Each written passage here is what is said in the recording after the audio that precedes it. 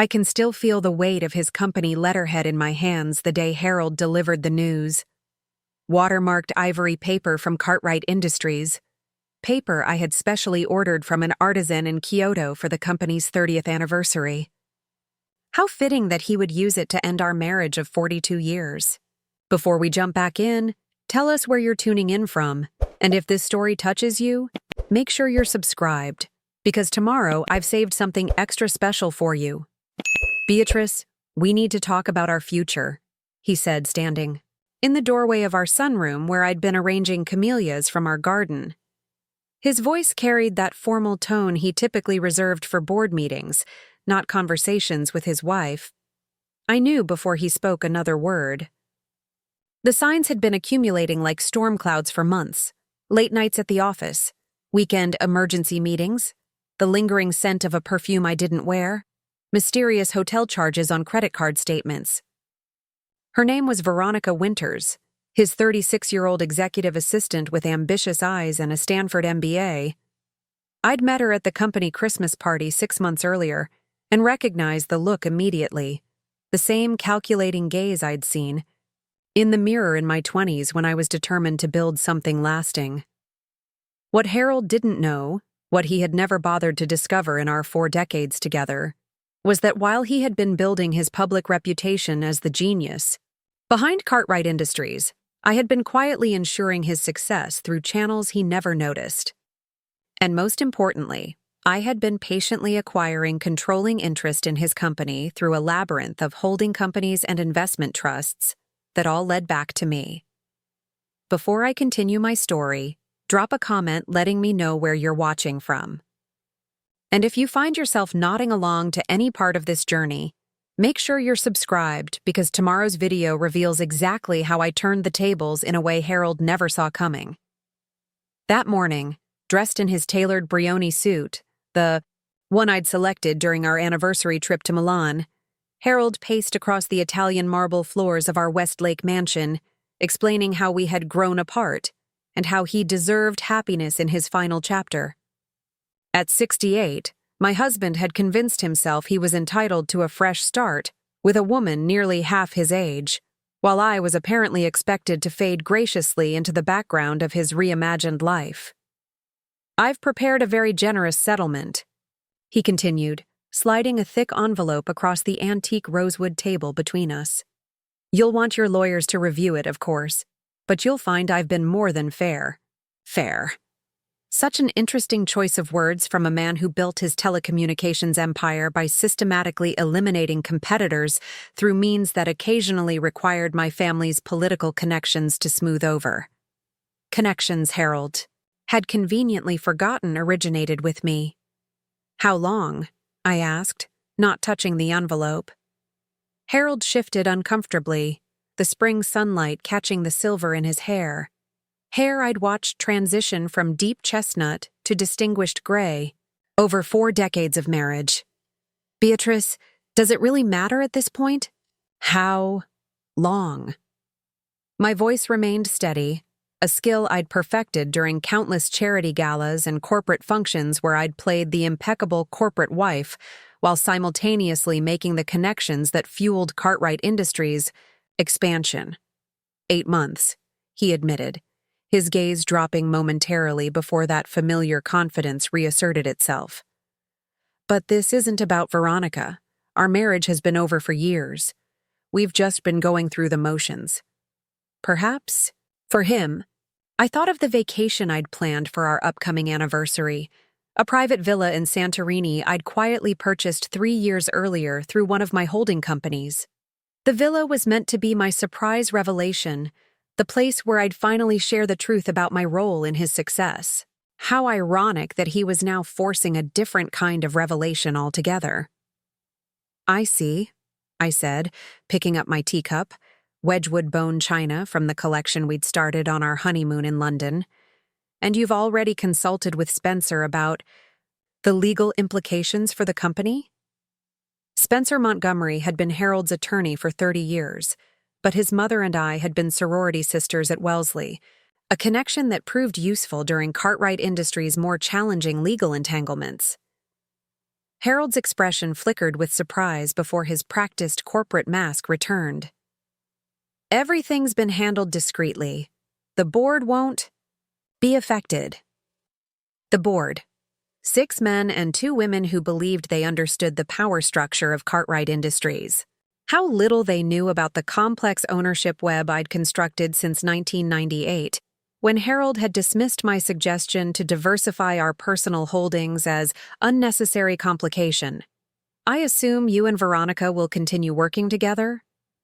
I kept my tone conversational, as if inquiring about dinner plans rather than the dismantling of my marriage. She understands the vision for Cartwright's future, Harold said, his expression softening in a way it hadn't for me in years. Her insights into the Asian expansion have been invaluable. The Asian expansion that had only been possible because of my cousin Eleanor's connections to the Chinese Commerce Ministry. Connections Harold had leveraged without ever questioning how such doors had opened so easily.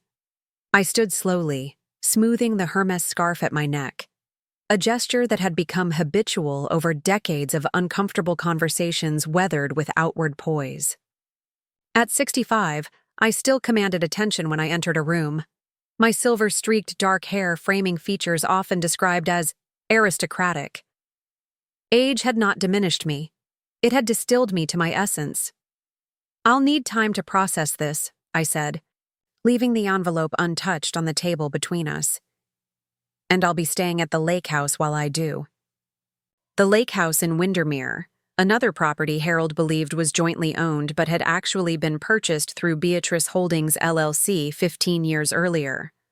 One of many assets secured in my name alone while Harold focused on appearing on the covers of business magazines. "Of course," Harold replied, visibly relieved by my composed reaction. "Take whatever time you need.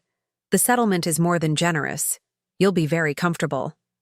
I almost smiled at his assumption that I needed his provision for comfort, the same assumption that had led him to believe I was merely an elegant accessory to his success rather than its hidden architect. "I'm sure I will be," I said, meeting his gaze directly. "More comfortable than you might imagine." As I left the sunroom, I heard him already on his phone, undoubtedly updating Veronica about how smoothly the conversation had gone. How reasonably his wife of 42 years had accepted her dismissal from his life. Little did he know that while he was planning his future with Veronica, I was about to reveal exactly who owned Cartwright Industries, and it wasn't Harold. Preparing and narrating this story took us a lot of time, so if you are enjoying it, subscribe to our channel. It means a lot to us. Now back to the story. It wasn't always this way between Harold and me. When we met at Barnard College's winter formal in 1981, I was a sharp-minded economics major with dreams beyond what most women of my generation dared pursue, and he was a charismatic telecommunications student at Columbia, with ambitious theories about the coming digital revolution. We were both 23, both children of accomplished families with just enough connections to open doors, but not enough wealth to walk through them without effort. Harold Cartwright captivated me that night, not with smooth charm, but with genuine intellectual curiosity. While other young men discussed football scores or fraternity politics, Harold asked about my thesis on emerging Asian markets. We debated economic policy until dawn broke over the Manhattan skyline, our coffee growing cold as we sketched potential business models on cocktail napkins. "You understand systemic infrastructure in a way most seasoned executives don't," he told me, eyes bright with recognition of a kindred spirit. "We should build something together someday." That someday came sooner than either of us anticipated. 3 years after our wedding, a modest affair by our family's standards, my father suffered a heart attack that left Whitmore Communications, his small but respected telecommunications consulting firm, without leadership. Harold had just completed his MBA at Harvard, and I'd been working at an investment bank, building connections that would prove invaluable later. "We can take over Whitmore and transform it," Harold suggested as we sat in my childhood home after the funeral, surrounded by sympathy flowers and casserole dishes brought by neighbors. Your father's client relationships combined with my technical knowledge. It's the foundation we need. What Harold didn't explicitly acknowledge was that we also needed my family name.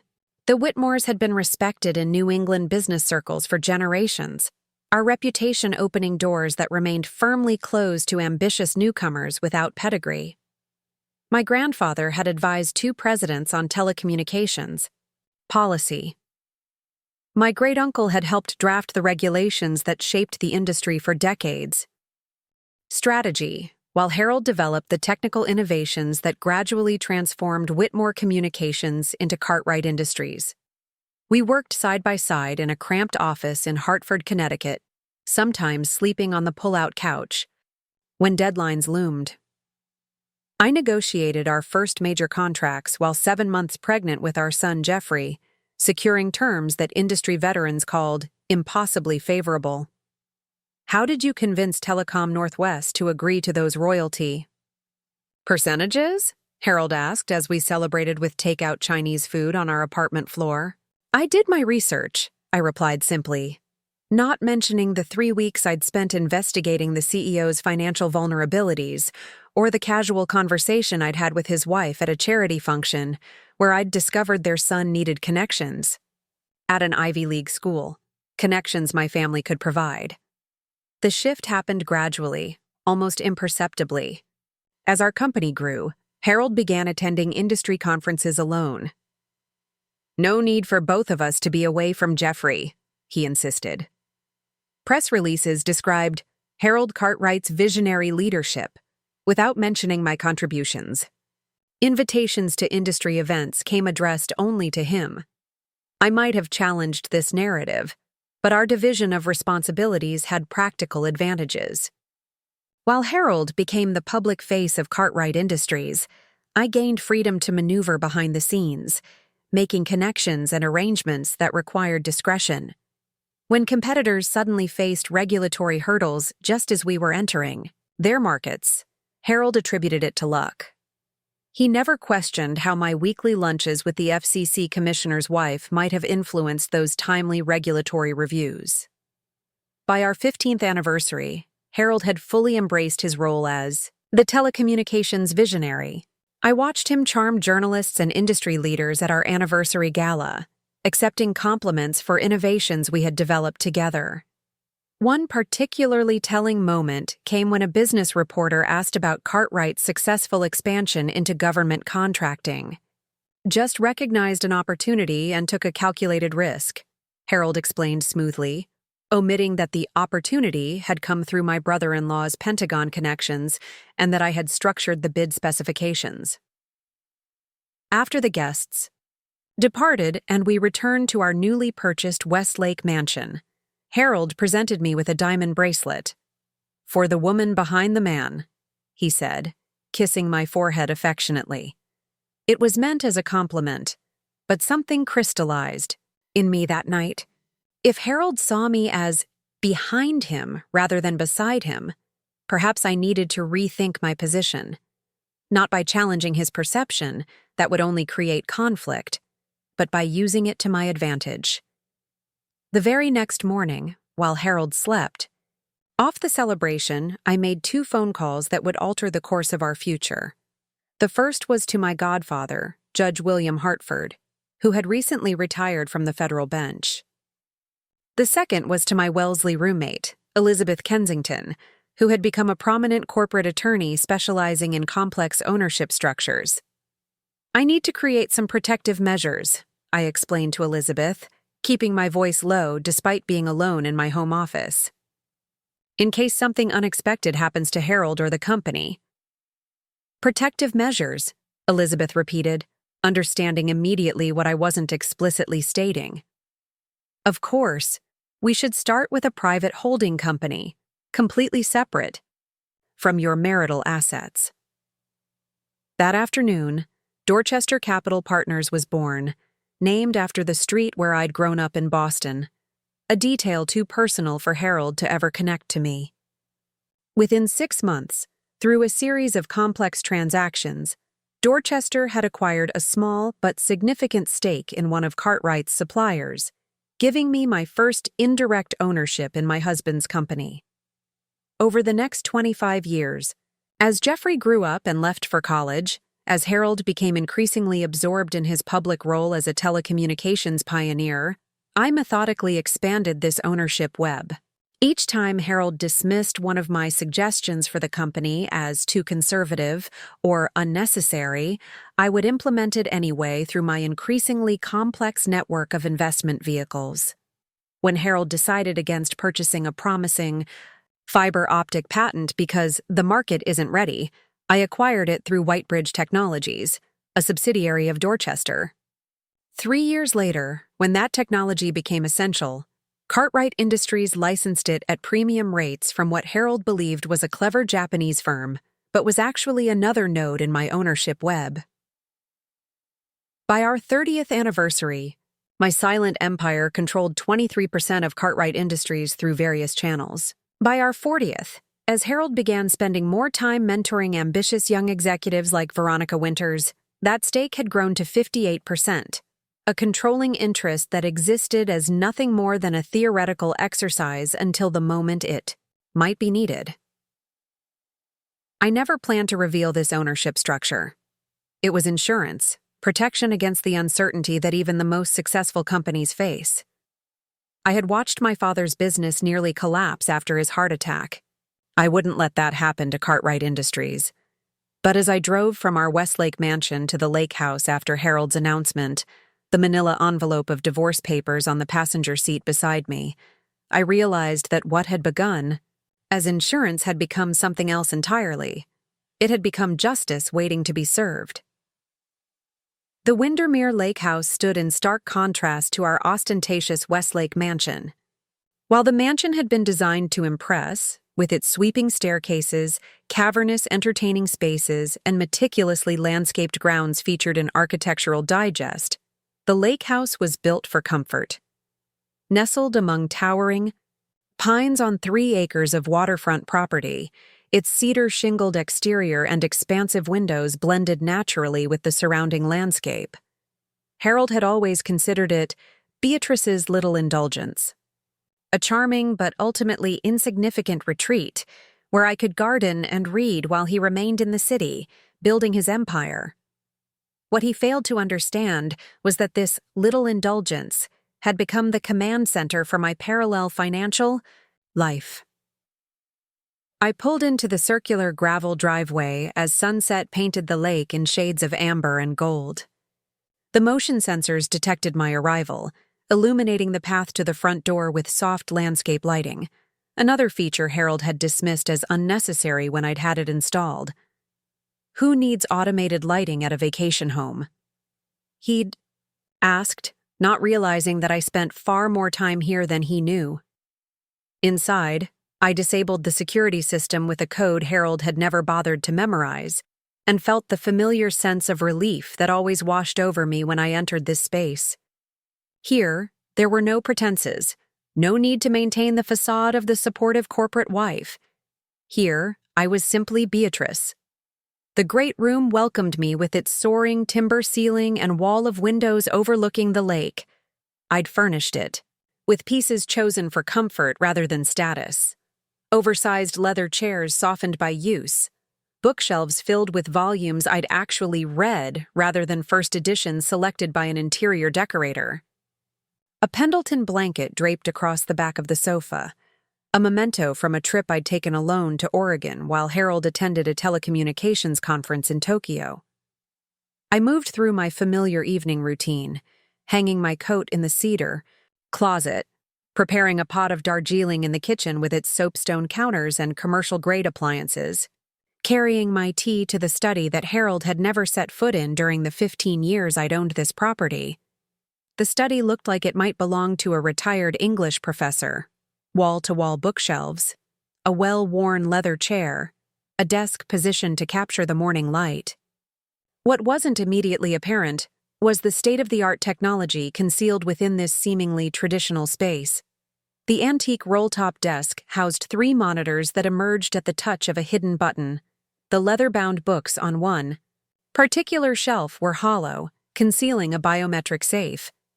I set down my tea, pressed my palm against the Morris Poetry Collection, and watched as the shelf silently swung outward to reveal a reinforced steel door with a fingerprint scanner. Inside the hidden room lay the physical evidence of my secondary life. Original documents establishing my network of corporations, handwritten notes tracking my accumulation of Cartwright Industries stock, and files documenting the true origins of innovations Harold had claimed as his own. The centerpiece of this archive was a leather-bound ledger I'd maintained since 1998, recording every instance when Harold had dismissed my business suggestions, only for me to implement them through my separate channels. Each entry meticulously noted the date, the idea proposed, Harold's response, and the eventual profit generated after I executed the plan without his knowledge. May 12, 2003. Suggested acquisition of Southnet's fiber infrastructure while in financial distress. Harold. Too risky, margins too thin. Acquired through Whitebridge for 8.2 manors. Current value, $47. Cartwright now leases capacity at premium rates. November 8, 2010. Proposed investment in Indian mobile payment startup. Harold. Developing markets are too unstable. Invested $2 through Eastern Horizons Partners. Current value, $38 million. Technology now licensed to Cartwright's Asian division. The ledger contained dozens of similar entries, a record of opportunities recognized, dismissed, and then quietly seized. As I flipped through these pages, I wondered if Harold had ever questioned why so many of his competitors struggled while the perfect solutions to Cartwright's challenges seemed to appear at precisely the right moments. I closed the ledger and returned it to its place in the safe. Tomorrow would require clear thinking and careful planning. Tonight, I needed perspective. With my tea cooling beside me, I unlocked the bottom drawer of the desk and removed a slim silver laptop, one not connected to any Cartwright systems or traceable to any of my known accounts. I logged into the secure server I maintained through a Swiss data center and checked the latest financial reports for Cartwright Industries. The company's stock had risen 3% that day, likely due to rumors about the pending Asian expansion Harold had mentioned, the expansion made possible by my family connections, but attributed entirely to his business acumen. The quarterly forecast showed strong growth projections based largely on technology I had acquired through Dorchester Capital's subsidiaries and licensed back to Cartwright at rates that, while favorable compared to market standards, still generated substantial profit for my holdings. I opened another file containing the complete organizational chart of Cartwright Industries, noting Veronica Winters' recent promotion to Executive Vice President of Strategic Initiatives, a position created just 3 months earlier. Her rapid rise through the company ranks correlated perfectly with the timeline of her affair with Harold. How predictable, how disappointingly cliché. My phone chimed with a text message from Jeffrey, our son who now lived in Portland with his wife and twin daughters. "Mom, everything okay?" Dad called with some strange questions about family trusts and stock ownership. Should I be concerned? Harold was already preparing for financial battle, trying to ascertain what leverage he might have. Little did he know that Jeffrey's trusts, like so much else, had been structured with meticulous care to protect them from exactly this scenario. I responded, "Everything's fine, just some estate planning questions. I'll call you tomorrow." I wouldn't burden Jeffrey with the details of our impending divorce yet, nor would I reveal the full extent of my ownership strategy until necessary. At 38, Jeffrey had built his own life deliberately separate from Cartwright Industries, founding a sustainable architecture firm that refused to work with large corporations on principle. His relationship with his father had grown, strained over the years as Harold's corporate values increasingly conflicted with Jeffrey's environmental ethics. My tea finished, I moved to the kitchen to prepare a light dinner from the provisions my housekeeper, Mrs. Harmon, always kept stocked. Unlike the Westlake mansion with its formal dining room and staff of 3, the lake house offered the simple pleasure of cooking for myself, another activity Harold considered beneath someone of our station. As I chopped vegetables for a salad, my mind cataloged the steps I would need to take in the coming days. First, I would contact Elizabeth Kensington to prepare for the legal confrontation Harold undoubtedly expected to dominate. Next, I would need to speak with Judge Hartford about protecting certain assets from discovery during divorce proceedings. Finally, and most crucially, I would need to decide exactly how and when to reveal my controlling interest in Cartwright Industries. The question wasn't whether I would reveal my ownership. That had been decided the moment Harold presented me, with divorce papers on company letterhead. The question was whether I would execute a swift corporate takeover, removing Harold from his position immediately, or pursue a more measured approach that would allow him to experience the slow, painful recognition of his vulnerability. I carried my dinner to the screened porch overlooking the lake. The spring evening had turned cool, but the porch heaters created a comfortable cocoon from which I could watch the moonlight on the water. This had always been my favorite place for contemplation, where the distance from Westlake's social obligations and corporate politics allowed for clarity. My phone chimed again, an email notification from Spencer Montgomery, Harold's attorney. The subject line read, "Proposed settlement terms, confidential." How confident they must feel, I thought, to present settlement terms less than 12 hours after Harold's announcement. How certain they must be of my ignorance and compliance. Didn't open the email. Instead, I set my phone aside and focused on the gentle lapping of waves against the shore. There would be time enough for battles tomorrow. Tonight was for strategy.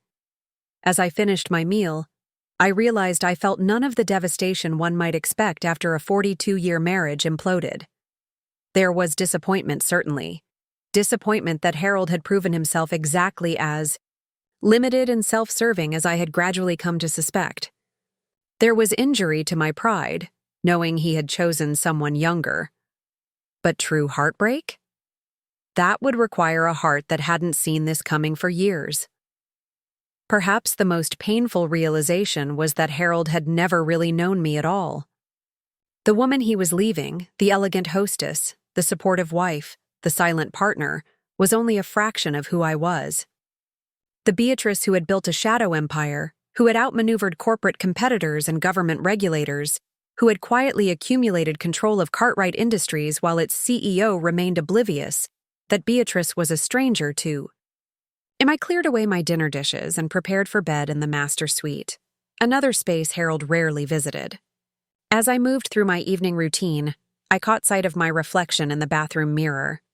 At 65, my face showed the inevitable signs of aging, fine lines around my eyes, a softening along the jawline. But my gaze remained sharp, determined. I looked like exactly what I was, a woman who had played a very long game and was finally approaching checkmate. "Who are you now, Beatrice?" I asked my reflection. "Not Mrs. Harold Cartwright anymore. But then, perhaps you never really were." I settled into bed with a book I had no intention of reading, my mind already constructing the architecture of Harold's downfall. Tomorrow would mark the beginning of a recalibration that had been 42 years in the making. Before I tell you, what happened the next morning? I'm curious. Have you ever been underestimated by someone who should have known your true capabilities? Share your experience in the comments. Morning at the lake house always began the same way, with the eastern sun streaming through the wall of windows, illuminating the space with a golden glow that no designer lighting in our Westlake mansion could ever replicate. I rose at precisely 6:15, a habit formed over decades of managing both a household and a secret corporate empire. My morning ritual remained unchanged, despite the seismic shift in my personal circumstances. Black cashmere robe, freshly pressed coffee in the handcrafted mug purchased from a local artisan, 15 minutes of meditation on the east-facing deck regardless of weather. Harold had always mocked these New Age indulgences whenever he witnessed them during his rare visits to the lake house. He preferred to start his days with financial news and aggressive exercise, perpetually fighting time, markets, and his own mortality. Today, however, my meditation centered on a question I'd never before needed to consider. What does Beatrice Whitmore Cartwright want for herself, unbound by the constraints of being Harold's wife? With my coffee finished and the sun fully risen over the water, I moved to the study to begin the first phase of what would become the most consequential business strategy of my life. My initial call was to Elizabeth Kensington's private line, not her law firm's official number, but the direct connection we'd maintained since our Wellesley days. Despite the early hour, she answered on the second ring. "Beatrice, I was expecting your call." Of course she was. Elizabeth's network of information rivaled intelligence agencies. She likely knew about Veronica Winters before I did. "Harold has filed for divorce," I said without preamble. Elizabeth and I had never needed social niceties between us. "On what grounds?" The attorney in her immediately focused on legal specifics. "Irreconcilable differences, supposedly, though the actual reason has long legs and an MBA from Stanford." Elizabeth's brief silence conveyed everything her professional ethics prevented her from saying directly about men who traded in wives as they did luxury cars, seeking newer models with more impressive specifications. "And are you calling about divorce representation or about Dorchester?" she asked, cutting directly to the essential question. "Both, but Dorchester takes priority. It's time to consider consolidation and visibility." Another pause, this one longer, and waited with understanding. For over 20 years, Elizabeth had structured the legal framework of my shadow holdings, creating increasingly sophisticated layers of corporations, trusts, and investment vehicles. She knew better than anyone the full scope of what I had built. Complete. Consolidation would reveal a 62.8% controlling interest in Cartwright Industries at this point, she said, her perfect recall eliminating any need to consult notes. Once we include the options and convertible instruments, it approaches 68%. I allowed myself a moment to absorb this figure. Though I monitored my holdings meticulously, hearing the total percentage stated so plainly brought a surge of satisfaction. Harold owned only 18% of his company outright, with another 7% held in various family trusts he believed he controlled.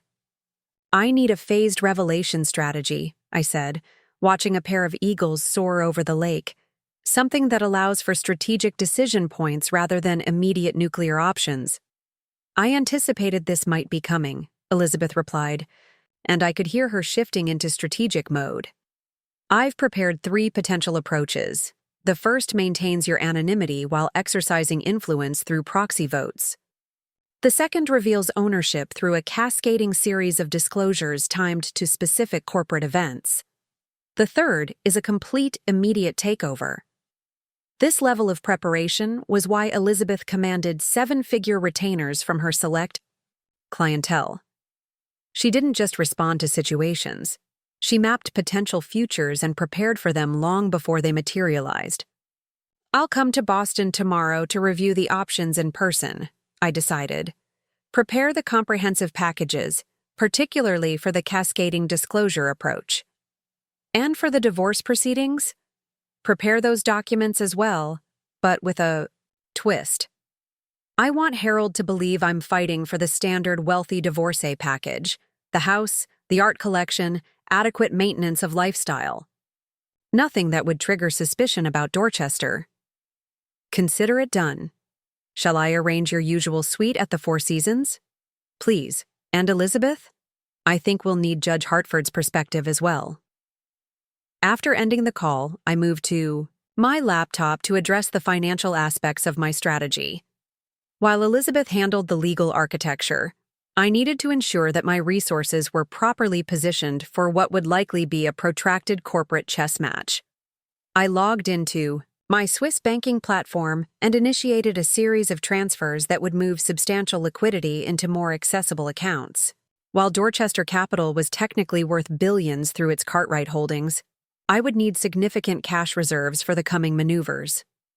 Fortunately, my personal investment portfolio, completely separate from both Harold's assets and Dorchester, had been generating excellent returns for decades.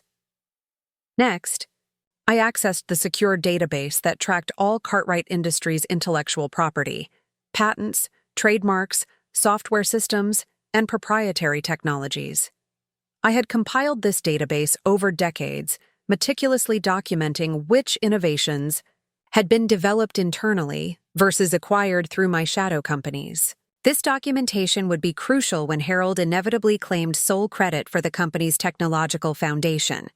My phone chimed with a text message from Sophia Hartford, Judge William Hartford's daughter, and my goddaughter who now served as Cartwright Industries' Vice President of Global Compliance, a position she had earned through merit, but secured through my quiet advocacy 3 years earlier.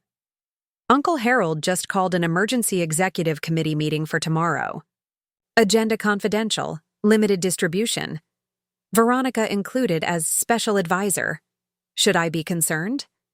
Harold was moving quickly to consolidate support among the executive leadership. I had expected this, though perhaps not quite so soon. His hastiness suggested a level of anxiety that might prove useful. No concern necessary, I replied. Observe and report only. We'll explain soon. Before I could return to my financial review, an email notification appeared from Jeffrey. The subject line read simply, "Mom, what's really going on?" My son had always been perceptive, a quality Harold attributed to the Cartwright analytical mind, but that I recognized as the Whitmore intuition passed down through generations of my family. I opened the message. Dad called again this morning, with strange questions about your personal finances and family trusts. He mentioned something about protecting the company from unnecessary complications. Then his lawyer Spencer called, asking if I had any documentation regarding Mom's personal investments. I told them both, I know nothing about your financial arrangements, which is true. But something feels off. Are you and Dad having serious problems? Is there something I should know about the company? I needed to speak with Jeffrey directly. While I had always intended to reveal my ownership strategy to him eventually, I had imagined doing so in a carefully planned manner, not precipitated by Harold's divorce maneuvers. Still, Jeffrey deserved honesty, more honesty than his father had offered him. I dialed his number and he answered immediately. Mom, finally. What's happening? Your father has asked for a divorce, I said, seeing no benefit in softening the reality. He's involved with his executive assistant, Veronica Winters. Jeffrey's momentary silence conveyed his processing of this information. How long? 8 months, according to him, though I suspect longer. And he's worried about your financial claims on the company, Jeffrey concluded, his quick understanding confirming that he was indeed my son. That explains the frantic questions about trusts and investments. Yes, he's attempting to ascertain his vulnerability. Are you okay? The question was asked with genuine concern, not the perfunctory social inquiry it might have been from others. I'm better than okay, I replied honestly. But there are aspects of this situation that will surprise you and your father. What do you mean? I considered how much to reveal over the phone, while the Lake House secure line was encrypted to military specifications, another unnecessary extravagance Harold had mocked. Some conversations demanded in-person disclosure. Jeffrey, I need you to trust me for the next few days without complete information. Can you do that? My son's pause conveyed his weighing of this unusual request. In our family's typical dynamic, it was Harold who demanded trust without transparency. Trust you, he finally said. But whatever's coming, I want to be prepared. Come to Boston on Thursday, I told him. I'll be meeting with Elizabeth Kensington and Judge Hartford at the Four Seasons. It's time you understood the complete picture of Cartwright Industries' ownership. After finishing the call, I turned my attention to the most immediate tactical concern, how to respond to Harold's legal team. Spencer Montgomery's settlement proposal sat unopened in my inbox, undoubtedly crafted to appear generous while fundamentally preserving Harold's control and assets. I opened the document and scanned its contents, unsurprised by what I found. The Westlake Mansion, a generous monthly allowance, continued health coverage through the company, my jewelry and personal effects, and one vacation property of my choice, though conspicuously excluding our Martha's Vineyard estate, which Harold D. particularly enjoyed. In exchange, I would relinquish all claims to Cartwright Industries stock, intellectual property, or future earnings. I would also agree to a non-disparagement clause preventing me from discussing Harold's relationship with Veronica or any other aspects of our marriage that might damage his reputation.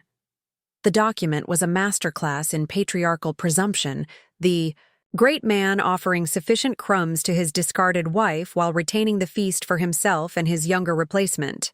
Had I been merely the woman Harold believed me to be, this settlement might indeed have seemed reasonable, perhaps even generous by the standards of many divorce proceedings.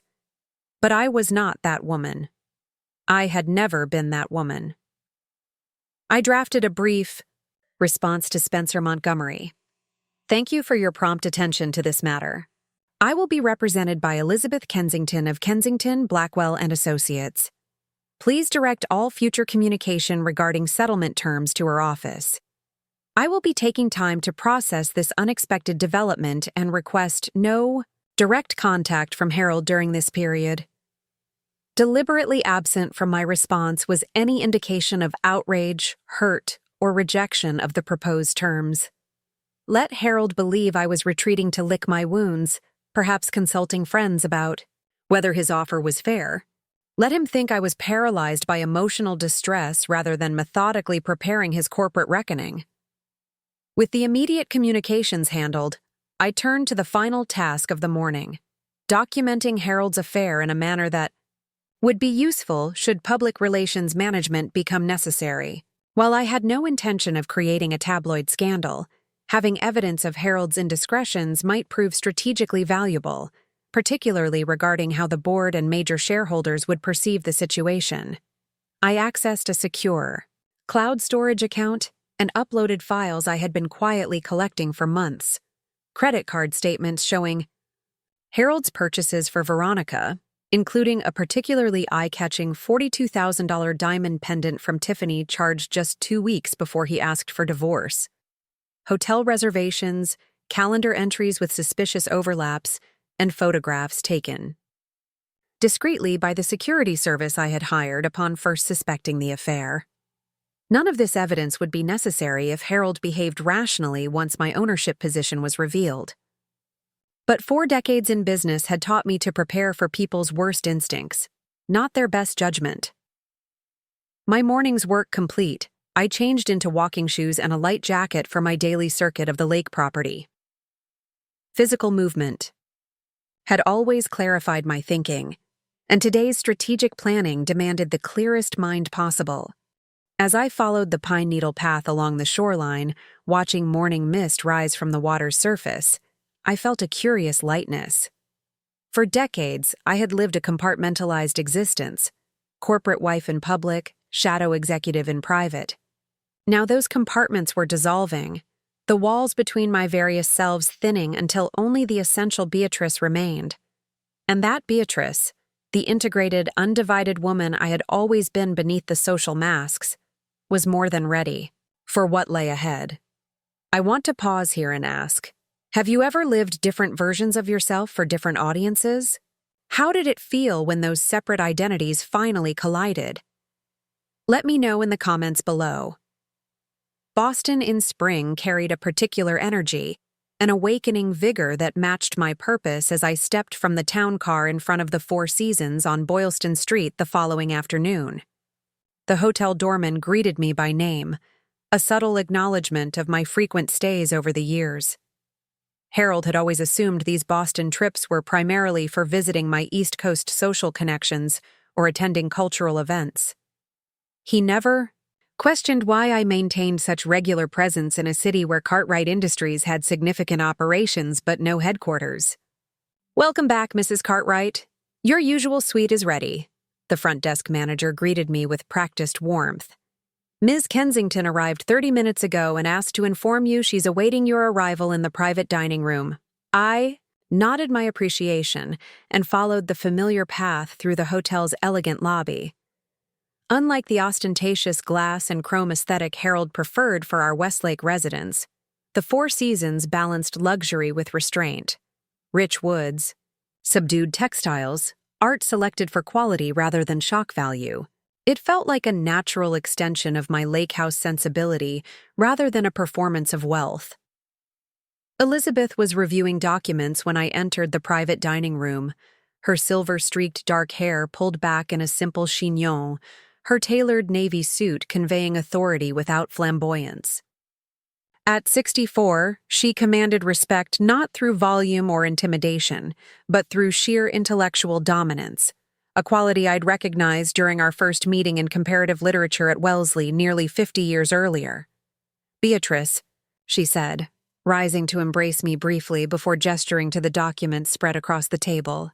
"I've prepared the 3 strategic approaches we discussed, with projected timelines and potential counter-responses from Harold's team." We spent the next 2 hours methodically reviewing each option, weighing advantages against vulnerabilities, mapping potential reactions from key stakeholders.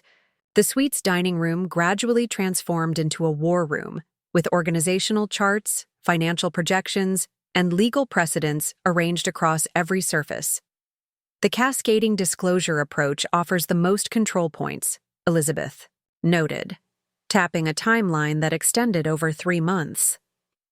"It allows you to evaluate Harold's response at each phase and adjust accordingly."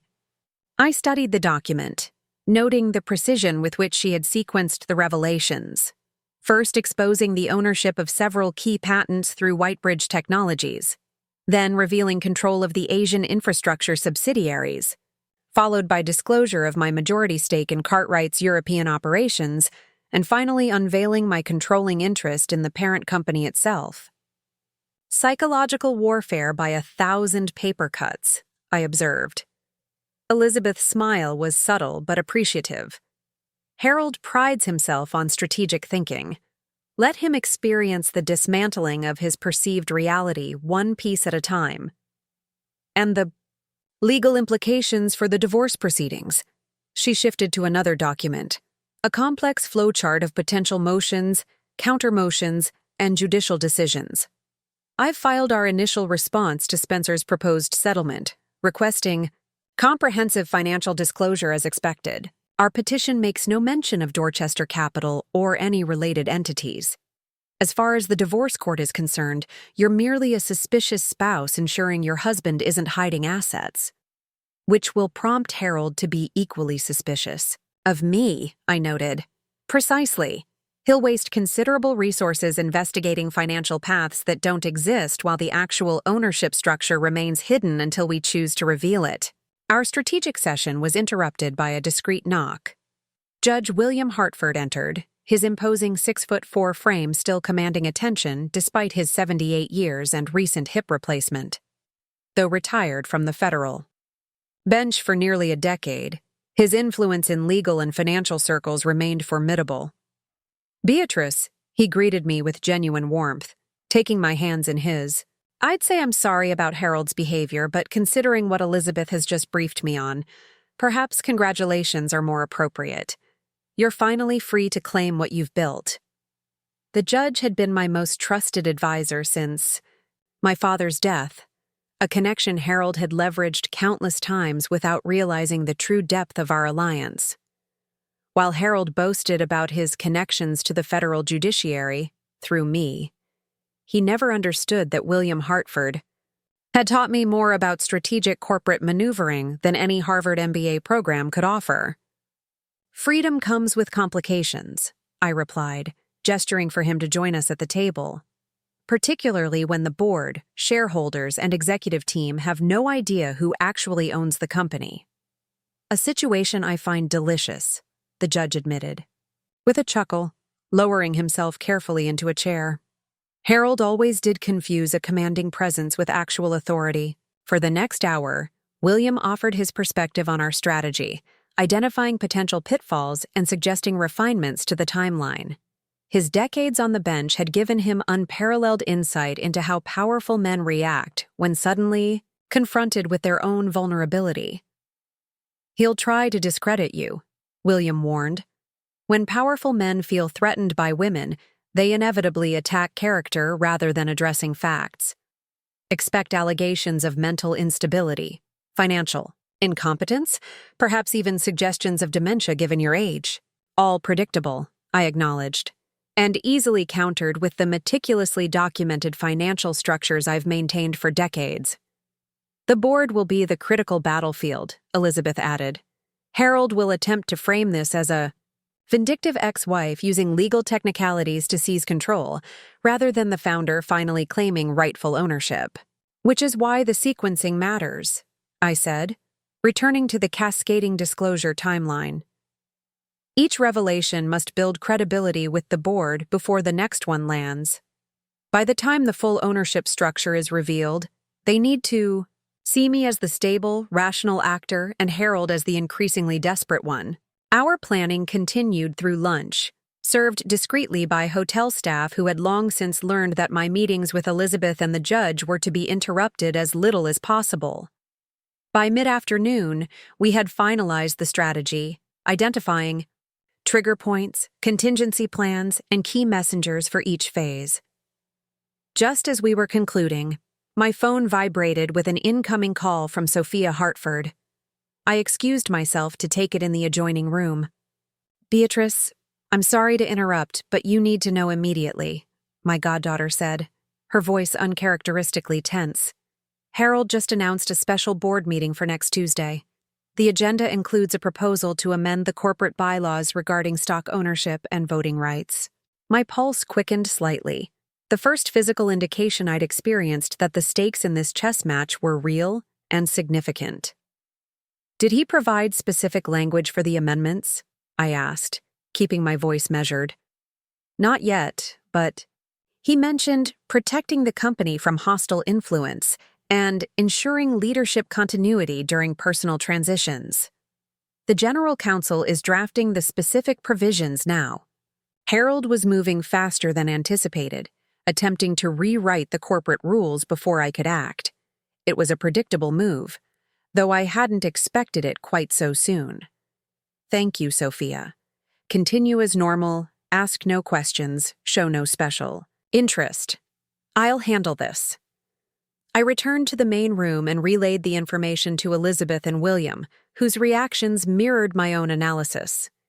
"He's trying to change the rules of a game he's already losing," William observed, shaking his head at Harold's predictability.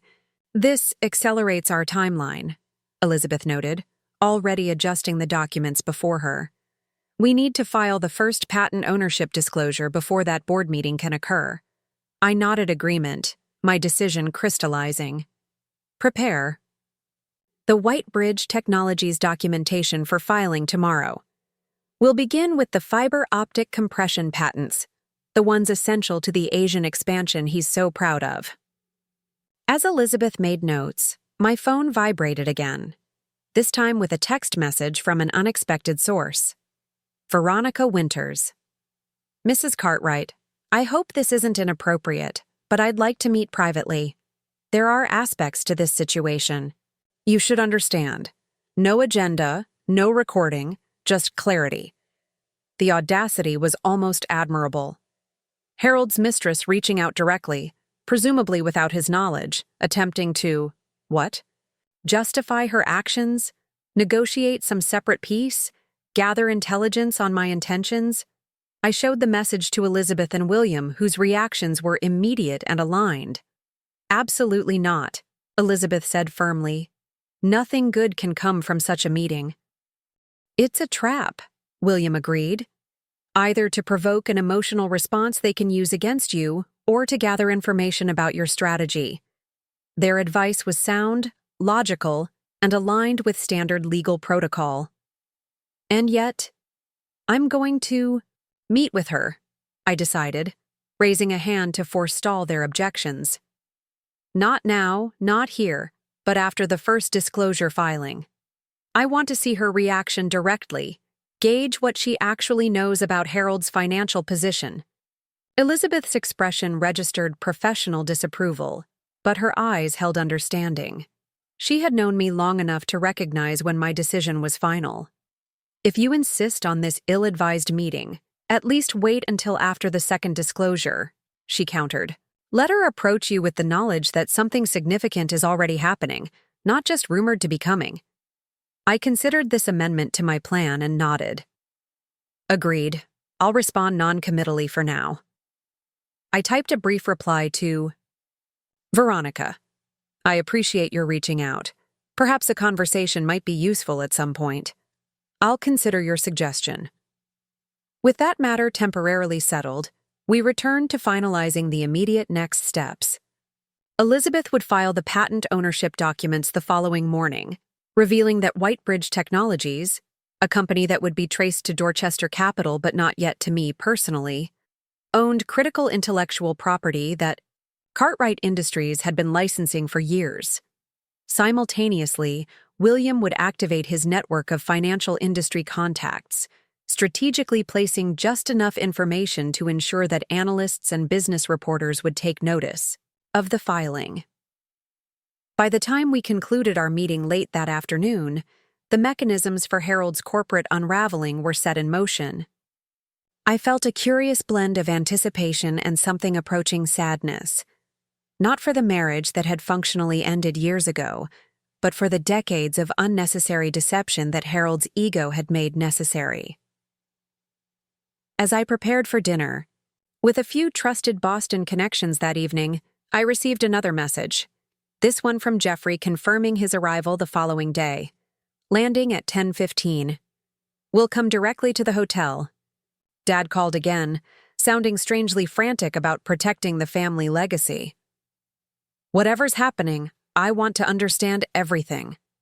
I sent a simple acknowledgement, then turned my attention to selecting appropriate attire for the evening ahead. The navy silk dress I chose carried none of the Westlake ostentation Harold preferred, but its understated elegance suited both the venue and the message I wished to convey to the Boston financial community. Beatrice Cartwright was not a woman in distress, but a confident force preparing to emerge from the shadows. As I fastened my grandmother's sapphire earrings, jewelry Harold had always considered outdated compared to the modern designer pieces he preferred to give me, I reflected on the irony of my situation. For decades, I had been hiding in plain sight, accumulating power while appearing to merely support Harold's ambitions. Now, as he sought to discard me for a younger woman, that carefully constructed facade would become my greatest advantage. Harold thought he knew exactly what he was walking away from, a decorative, aging corporate wife whose value had diminished with her youth. How fascinating it would be when he discovered what he was actually losing: the architect of his success, the owner of his company, and the woman who had outmaneuvered him at every turn while he remained oblivious. The next move in our chess match would be played tomorrow, and for the first time in our 42 years together, Harold wouldn't even recognize that the game had begun until it was far too late. If you're enjoying this story of corporate intrigue, drop a comment below about when you first suspected Beatrice was more than just a supportive wife. And don't forget to subscribe. In tomorrow's video, you'll see Harold's first reaction when his carefully constructed world starts crumbling beneath him. The morning Jeffrey arrived in Boston brought unseasonably clear skies and a crispness to the air that matched my mood: sharp, focused, and utterly clear. I was reviewing the final patent disclosure documents Elizabeth had sent over when my son knocked on the suite door, precisely at 10:45. At 38, Jeffrey Whitmore Cartwright, cut an impressive figure, tall like his father but with my more refined features and thoughtful demeanor. Unlike Harold, whose presence always demanded attention, Jeffrey carried himself with a quiet confidence that invited genuine connection rather than performative deference. His sustainable architecture firm, Whitmore Design, had earned international recognition for integrating environmental innovation with social responsibility, success achieved deliberately independent of his father's influence or connections.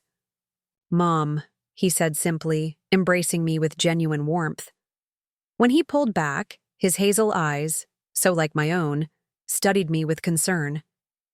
"You look different." Different how? I asked, gesturing for him to join me in the suite sitting area where breakfast had been arranged. Focused, almost energized. He selected a croissant from the basket on the table. Most people don't respond to divorce and betrayal by looking more alive. I smiled, pouring coffee for us both. Perhaps because this situation is more complex than a simple betrayal.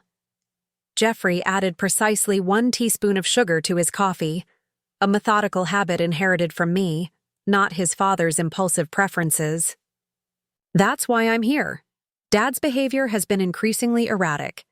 Last night he called ranting about potential corporate threats and asking if I'd sign over voting rights for my trust shares to help protect the family interests. I raised an eyebrow. And your response? That I'd need to understand exactly what threat he was facing before making any decisions. Jeffrey held my gaze steadily. He didn't appreciate that answer. I imagine not. I set my cup down carefully. Your father is accustomed to unquestioning compliance, particularly from family. Jeffrey's expression grew more serious. Mom, what's really happening? This isn't just about Veronica, is it? The moment had arrived sooner than I'd planned, but perhaps at precisely the right time. I rose and retrieved a leather portfolio from my briefcase, a smaller version of the comprehensive records I maintained at the lake house. Jeffrey, what I'm about to share will significantly alter your understanding of our family, Cartwright Industries, and my role in both. I placed the portfolio on the table between us. For over 25 years, I have been systematically acquiring controlling interest in your father's company through a network of investment vehicles he knows nothing about. My son's expression shifted from concern to surprise, then to something approaching admiration as I methodically explained the structure of Dorchester Capital, the strategic acquisition of patents and subsidiaries, and the careful accumulation of Cartwright Industries stock through various proxies and holding companies. You own 68% of Dad's company? He finally asked, his voice quiet with astonishment. I own 68% of our company, I corrected gently. A company built with my family's connections, my strategic guidance, and ultimately my capital, though your father has spent decades believing it was exclusively his creation. Jeffrey leaned back, processing this revelation. And he has no idea. None whatsoever. Harold has always seen what he expected to see. A supportive wife managing social obligations while he built an empire. He never questioned how doors opened. So easily for him, how solutions to seemingly insurmountable problems appeared at precisely the right moment, or how competitors mysteriously abandoned promising technologies that later became central to Cartwright's success. My son's analytical mind, the genuine Cartwright gift, not the fabricated legend Harold promoted, was clearly connecting previously disparate points of information. The Beijing contract in 2014, he said slowly. Dad claimed it was his relationship with Minister Chen that secured those terms, but it was actually your cousin Eleanor's connection, wasn't it? I nodded, pleased by his quick understanding. Eleanor's husband's family has influenced Chinese telecommunications policy for 3 generations. Harold met Minister Chen exactly once, at a dinner I arranged through Eleanor, yet he's told the story of their special relationship countless times. And the Palmer acquisition? The one Dad describes as his greatest strategic coup? Facilitated by Judge Hartford's former law clerk who had become Palmer's general counsel. A connection your father never knew existed. Jeffrey stood and walked to the window, looking out over Boston Harbor as he processed these revelations. Why? He finally asked, turning back to me. Why operate from the shadows all these years? Why let him take credit for your work? It was the essential question, one I had asked myself many times over the decades. It began as practicality, I explained. When we started with your grandfather's company, the telecommunications industry was almost exclusively male-dominated. My visible leadership would have closed doors rather than opened them. My influence was more effective when exercised discreetly. I joined Jeffrey at the window, watching sailboats navigate the harbor currents. Later, it became clear that your father's ego required him to believe he was the sole architect of his success. Challenging that narrative would have created conflict, with no strategic advantage. So I built a parallel structure that protected our company's interests while allowing Harold to maintain his self-image. And now? Jeffrey asked, studying me with new understanding. Now your father has made a tactical error. By pursuing divorce, by attempting to discard me as an inconvenient accessory while claiming sole ownership of what we built together, he has eliminated any reason for me to maintain the protective fiction. Jeffrey was silent for several moments, integrating this new reality. When he finally spoke, his voice carried a note of concern beneath its measured tone. What are you planning to do? This morning, Elizabeth Kensington is filing documentation revealing that Whitebridge Technologies, a subsidiary of Dorchester Capital, owns the fiber optic compression patents critical to Cartwright's Asian expansion. By this afternoon, your father will learn that technology he's been licensing actually belongs to an entity he cannot control. And then? Then we implement a carefully sequenced series of disclosures that gradually reveal the extent of my ownership position, culminating in the announcement of my controlling interest before the quarterly shareholders' meeting next month. Jeffrey's expression revealed both admiration and apprehension. Dad will fight this with everything he has. When his position is threatened, he becomes ruthless. I finished for him. Yes, I'm counting on it. His reaction to each disclosure will further demonstrate to the board and key shareholders that he doesn't possess the temperament to lead the company through this transition. My son's legal training asserted itself. He'll claim fraud, deception, breach of fiduciary duty, anything to undermine your position. Claims require evidence, I reminded him. Every acquisition, every transaction has been meticulously documented and executed in full compliance with securities regulations. Judge Hartford and Elizabeth have ensured that. Jeffrey returned to his seat, his breakfast forgotten. Where do I fit into this strategy? The question carried layers of meaning, professional, legal, emotional. I rejoined him at the table, choosing my words carefully. That depends entirely on what you want, Jeffrey. Your trust shares represent approximately 3% of the company. While not decisive in the overall ownership structure, your position on the board gives you influence beyond those numbers. You could remain neutral, support your father, or align with me. I won't pressure you in any direction. Even though my support would make your position stronger, I reached across the table and took his hand. You're my son, not a strategic asset. Whatever you decide, our relationship remains unchanged. Harold may see family members as extensions of his ambitions, but I never have. This fundamental difference between his parents seemed to resonate with Jeffrey. He squeezed my hand gently before releasing it. I need time to process all this, he said finally. The company has never been my priority. Whitmore Design fulfills me in ways Cartwright Industries never could. But the board position does give me certain responsibilities to shareholders and employees. Take whatever time you need, I assured him. The first disclosure happens today, but the complete revelation will unfold over weeks. You have space to consider your position carefully. Our conversation was interrupted by my phone signaling. An incoming message from Elizabeth. Filing complete. Documents processed by USPTO system at 9:42 a.m. Business press already receiving anonymous tips about significance. Estimated time to Harold's awareness, 2 to 3 hours. I showed the message to Jeffrey, whose expression shifted to wry amusement. So it begins. Dad's going to explode when he realizes someone else controls those patents. Indeed, I agreed. Which is why I've arranged to be very publicly having lunch with the Boston Symphony Orchestra Board when that news breaks. Nothing undermines allegations of vindictive behavior quite like being photographed discussing charitable fundraising while your strategic bombshell detonates. Jeffrey shook his head, a reluctant smile forming. You've thought of everything. Not everything, I admitted.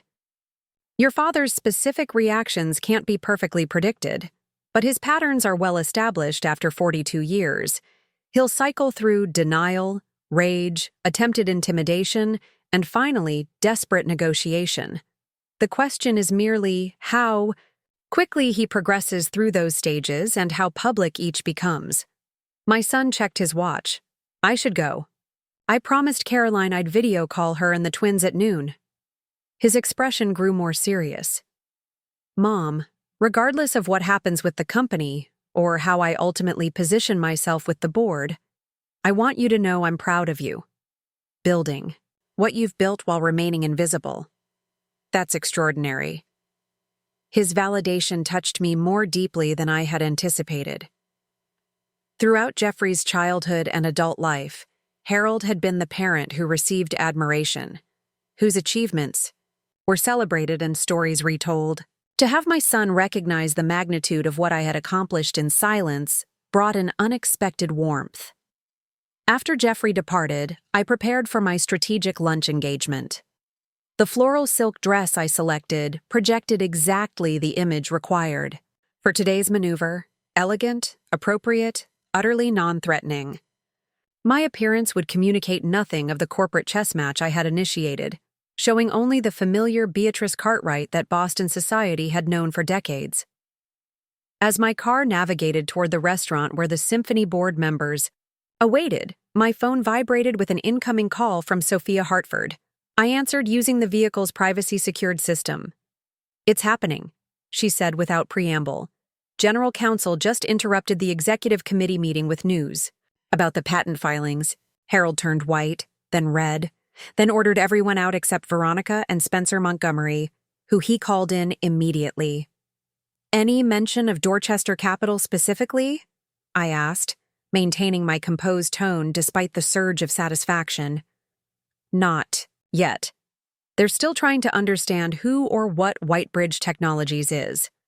The only name they've found is a management company in Zurich, which I assume is another layer in your structure. Indeed. Keep me informed of developments, but maintain your distance from any strategy discussions. Your position must remain untainted by any suggestion of divided loyalty. After ending the call, I gazed out at the Boston skyline, a city where my family had wielded influence for generations while the Cartwrights had been unknown. Harold had never appreciated the power of established networks and intergenerational connections, seeing only the immediate transactional value of relationships rather than their deep historical foundations. That blindness would now cost him everything. He believed he had built alone. My phone signaled another incoming message, this one from Harold himself. I had anticipated this contact, but not quite so quickly. His message was brief but revealing. Whatever game you think you're playing with these patent claims, it won't work. This corporate sabotage will only damage your settlement. Call me immediately. I smiled at his characterization of legal ownership documentation as sabotage, and at his continued belief that he controlled our interaction. I typed a measured response. I'm in meetings with the Symphony Board until late afternoon. I don't understand your reference to patents, but I'm sure any business concerns can wait until my charitable obligations are complete. The perfect non-answer from the perfect corporate wife, exactly what he would expect while simultaneously heightening his frustration at being unable to immediately confront me. As the car pulled up to the restaurant, I felt a surprising lightness. For decades, I had carried the weight of silent knowledge, understanding the true architecture of Cartwright Industries while allowing Harold to believe the company was his creation alone. Now, as that truth began its systematic emergence into the light, each revelation transferred weight from my shoulders to his. By the time I entered the restaurant, plastering on the gracious smile expected of Beatrice Cartwright, philanthropist, and corporate wife, my phone had already registered 3 more messages from Harold, each progressively more demanding than the last. I silenced the device and slipped it into my purse. The first move in our chess match had been played.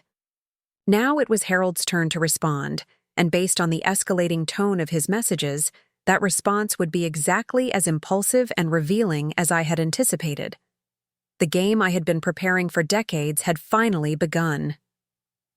Before I tell you about Harold's explosive reaction that evening, I'd love to know, have you ever had to hold your tongue while watching someone else take credit for your work? Share your experience in the comments below. By the time I returned to the Four Seasons that evening, Harold's digital barrage had escalated to 27 missed calls, 15 text messages, and a scathing email copied to Spencer Montgomery, demanding my immediate cessation of hostile corporate actions. The desperation embedded in each communication confirmed that our strategy was unfolding precisely as planned. I had just settled into the suite's sitting area with a pot of Earl Grey when the hotel phone rang, the front desk manager's apologetic tone immediately signaling the nature of the call. "Mrs. Cartwright, I apologize for the interruption, but Mr. Cartwright is in the lobby, insisting on seeing you immediately. He appears quite agitated. Would you like us to send him up, or shall I inform him you're unavailable?" Harold had flown from Westlake to Boston, a 5-hour journey including ground transportation, rather than waiting for my return call. His impulsiveness was playing directly into our strategy.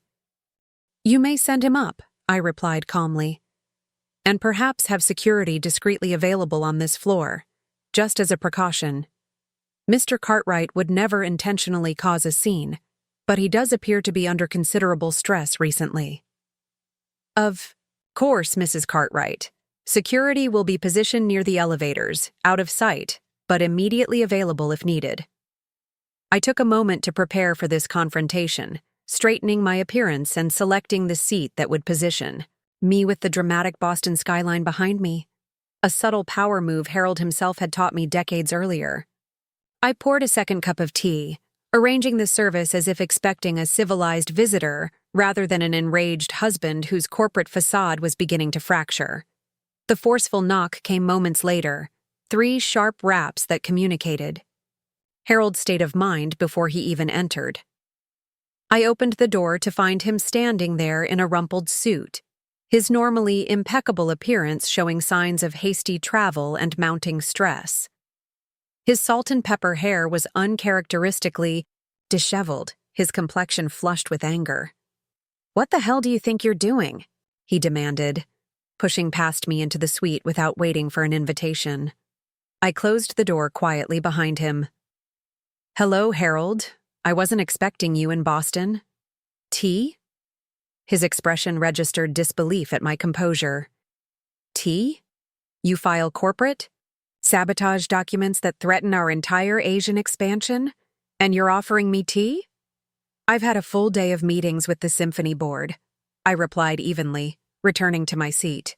"I have no idea what corporate documents you're referring to. Perhaps you should explain what's concerning you." Harold paced the suite like a caged predator, his controlled executive persona slipping further with each step. "Don't play innocent, Beatrice. Whitebridge Technologies filed ownership claims on compression technology patents that Cartwright has been licensing for years. Patents essential to our operations in 6 countries. I tilted my head slightly, the picture of polite confusion. "And this involves me how exactly?" "Whitebridge Technologies is a shell company," he snapped, stopping directly in front of me. "A shell that somehow traces back to something called Dorchester Capital Partners, which appeared out of nowhere 25 years ago. The timing aligns perfectly with when you started taking those mysterious Boston trips." I sipped my tea, giving no outward reaction despite the satisfaction of seeing Harold begin to piece together the puzzle that had been in front of him for decades. "You know, Harold, this sounds like a complex business matter that should be handled by your legal team. I'm surprised you flew all the way to Boston rather than letting Spencer address it through proper channels." His laugh held no humor. "Spencer is the one who connected the dots to you. The Dorchester and Dorchester Capital, it's your childhood street. This has your fingerprints all over it." I set down my teacup with deliberate precision. "You seem to be constructing an elaborate conspiracy theory, Harold. One in which your wife of 42 years has somehow secretly established competing business interests without your knowledge. Does that seem plausible to you? 3 hours ago, I would have said no, he admitted, his voice lowering dangerously. But I've spent the afternoon with investigators who've uncovered some very interesting financial patterns. Patterns that suggest you've been building something behind my back for years. I allowed myself a small smile. Perhaps you should sit down, Harold. You look exhausted. He remained standing, his hands clenched at his sides. What I look is betrayed. Whatever game you're playing with these patent filings, whatever leverage you think this gives you in our divorce, it won't work. I built Cartwright Industries from nothing. No one will believe you had anything to do with its success. The moment had arrived, the first controlled revelation in our cascading disclosure strategy. I rose slowly, moving to stand directly in front of Harold, close enough to see the tiny beads of perspiration forming at his temples. What exactly did I betray, Harold? Your trust? The way you betrayed mine with Veronica? Our marriage vows? The ones you discarded for a woman half my age? Or perhaps you mean I betrayed the unspoken agreement that I would remain decorative and compliant while you claimed sole credit for successes we built together. His eyes narrowed. We? There is no we in Cartwright Industries. There never has been. That's where you're wrong, I said softly. There has always been a we. You just never bothered to notice. Who negotiated the original financing that saved Whitmore Communications when you wanted to liquidate during the recession of '91? Who arranged the meeting with Senator Mitchell that secured the regulatory exemptions critical to our first major expansion? Who introduced you to the Japanese investors who funded the fiber optic research program you're so proud of? Harold's expression flickered with momentary uncertainty before his defensive arrogance reasserted itself. Making introductions is hardly building a company. You are doing what any corporate wife would do, supporting your husband's vision. Is that what you think I've been doing for 4 decades? Planning dinner parties and making convenient introductions? I moved to the desk and retrieved a slim folder I'd prepared for exactly this conversation. Perhaps you should review the original Whitmore Communications ownership documents. I held out the folder, which Harold snatched with visible irritation.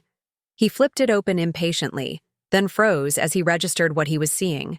The original, incorporation papers showing Whitmore Communications had been restructured upon my father's death, with 51% ownership assigned to me personally, not to us as a couple. This is impossible, he muttered, flipping through the pages with increasing agitation. The company was transferred to both of us. I remember signing the papers.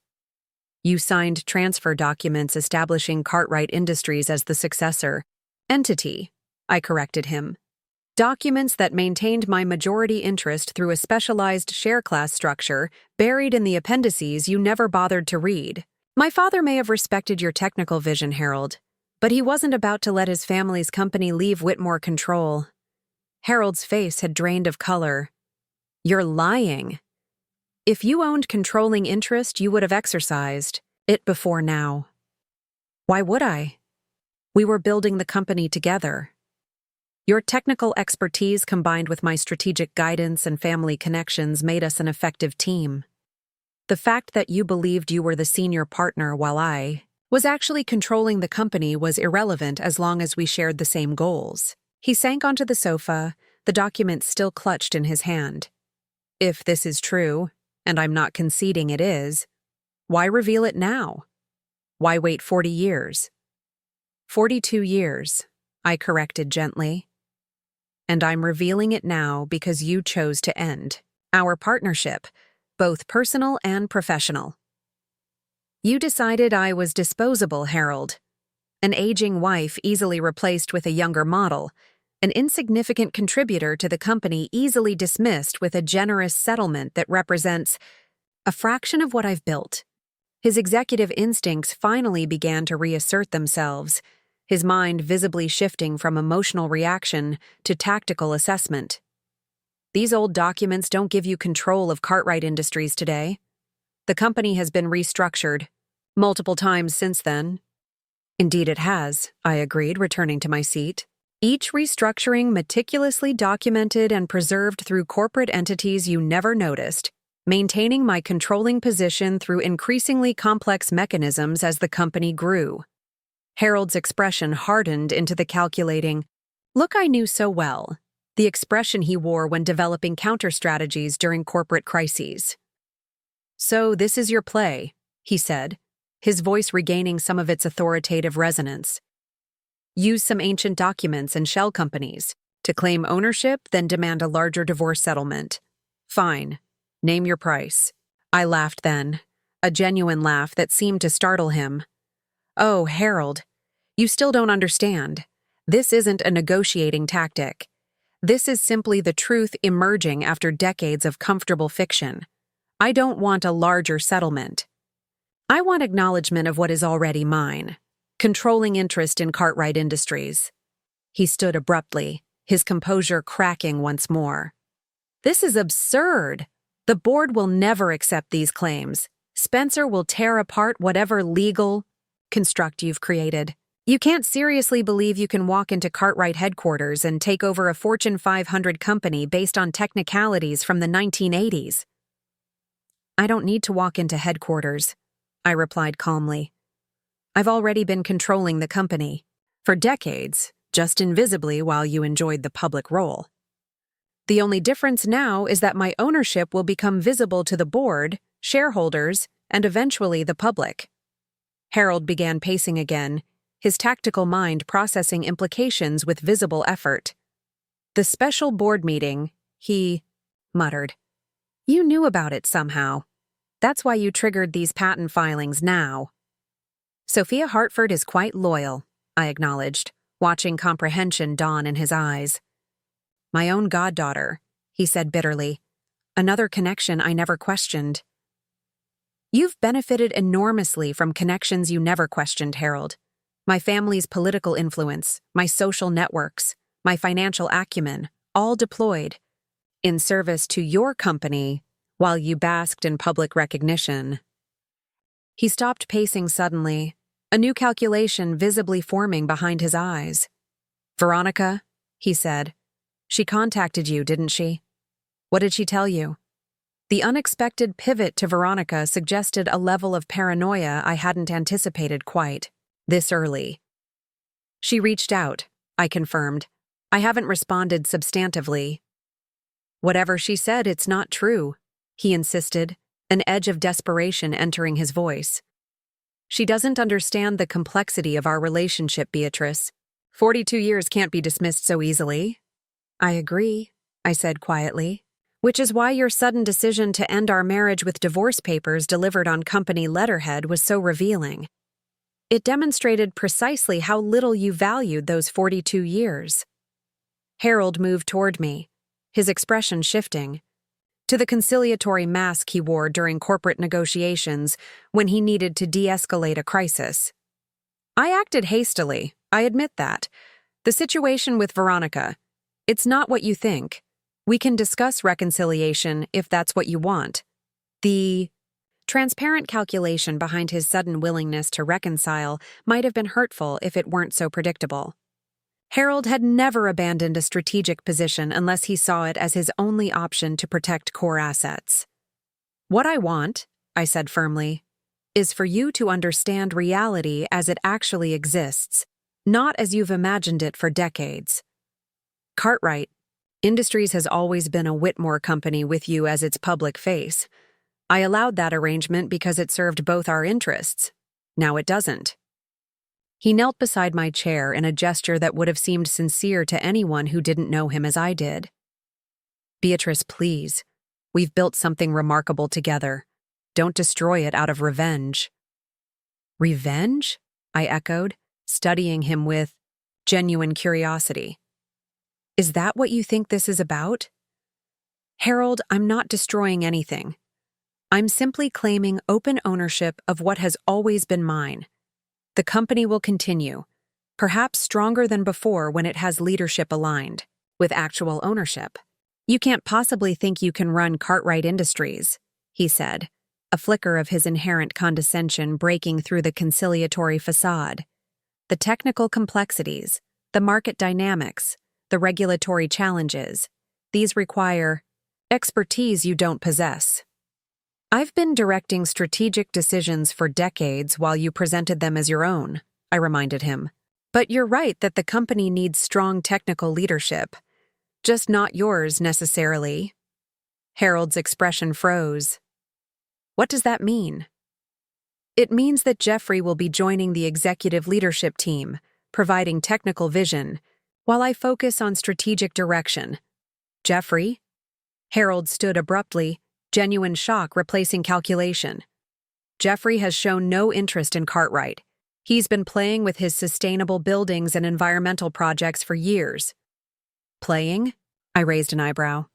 Whitmore Design is one of the most innovative architectural firms in the country, developing technologies that Cartwright has been licensing without your knowledge. Jeffrey's environmental engineering patents generate substantial revenue for us, revenue you've attributed to diversification initiatives led by your strategy team. This revelation seemed to stagger Harold more than any that had preceded it. My own son has been secretly working with you against me? Not against you, I corrected. Independent of you. Jeffrey made his own choices about how to contribute to the family business without being absorbed into your shadow, much like I did. Harold sank back onto the sofa, the full implications of his situation finally appearing to register. His empire wasn't just threatened, it had never truly been his to begin with. What happens now? He asked, his voice uncharacteristically subdued. Now we proceed with the divorce, with a more accurate understanding of the assets involved. The company remains stable. I have no intention of disrupting operations or alarming shareholders with sudden changes. Your role, however, will necessarily be redefined. You're firing me, he said flatly. I'm recognizing reality, I countered. Your position as CEO has become untenable given your personal choices and their implications for company leadership. The board will be presented with a succession plan that allows you to transition to Chairman Emeritus with appropriate recognition for your contributions. And if I fight this? I met his gaze directly. Then the next disclosure won't be as private or controlled as this one. The complete ownership structure will be revealed, along with documentation of your systematic credit-taking for innovations and strategies you didn't develop. Your reputation as a visionary leader won't survive that level of scrutiny. The silence that followed stretched between us, heavy with 4 decades of unspoken truths. Harold's expression cycled through anger, calculation, and finally, most surprisingly, a glimmer of something approaching respect. You outplayed me, he said quietly. All these years I never saw it coming. You never looked, I corrected him. You saw what you expected to see, a supportive wife, not a strategic partner. That was your choice, Harold, and choices have consequences. He stood slowly, straightening his rumpled jacket in a gesture that seemed more habitual than effective. I need to consider my options. Of course, take whatever time you need. The second disclosure filing happens tomorrow at noon. Documentation of Dorchester Capital's ownership of the Asian infrastructure subsidiaries. I suggest you consider your response carefully, as the board will be watching closely. Harold moved toward the door, then paused with his hand on the knob. Was any of it real? He asked without turning, his voice uncharacteristically vulnerable. Us, I mean. Or was our entire marriage just a business arrangement to you? The question caught me off guard. Perhaps the only moment in our confrontation that truly surprised me. I considered my answer carefully, aware that this might be the most honest exchange we'd had in years. In the beginning, it was very real, I said finally. We were young, ambitious, in love with each other and with the possibilities we saw together. Over time, you fell more in love with the company and the public recognition it brought you than with our partnership. I adjusted to that reality, finding fulfillment in building something significant, even if invisibly. He nodded once, a gesture, so slight I might have missed it if I weren't watching closely, then left without another word. The door closed behind him with a quiet click that somehow carried more finality than any dramatic slam could have conveyed. I remained seated, gazing out at the Boston skyline now illuminated against the night sky. The confrontation had unfolded largely as Elizabeth and I had anticipated, though Harold's final question had introduced an emotional element I hadn't expected. Perhaps some fragment of the ambitious young man I'd married still existed beneath the corporate persona he'd cultivated so carefully. My phone chimed with a message from Elizabeth.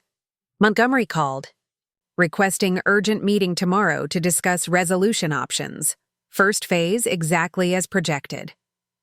I sent a brief acknowledgement, then set the phone aside. Harold would spend the night consulting with Spencer, evaluating legal options, perhaps even calling board members to test potential support. By morning, he would have convinced himself there was a counter-strategy that could preserve his position. There wasn't, of course. The carefully constructed legal architecture Elizabeth and Judge Hartford had established over decades was impenetrable. Harold was merely proceeding through the predictable stages of his own undoing, from shock to denial, now entering bargaining, with anger and depression still to come before he would reach acceptance. I poured the last of the now cool tea and stood by the window, watching the city lights and considering the curious sensation that filled me. Not triumph, not vindication, but something quieter, a simple relief at finally being seen, not as Mrs. Harold Cartwright, but as Beatrice Whitmore, architect of her own destiny. Tomorrow would bring the next phase of our carefully orchestrated revelations. Tonight, I would simply rest in the knowledge that the truth, so long concealed, was finally emerging into the light. I'd love to hear your thoughts on this confrontation. Would you have revealed everything at once, or do you think Beatrice's strategic approach makes more sense? Drop your opinion in the comments below. Morning arrived with predictable developments. Spencer Montgomery requested an urgent mediation session at his firm's Boston offices. Harold had contacted 3 board members overnight, attempting to secure support for emergency governance measures. Sophia reported that Veronica had been seen leaving Harold's hotel suite at 6 a.m., carrying documents in a Cartwright Industries portfolio.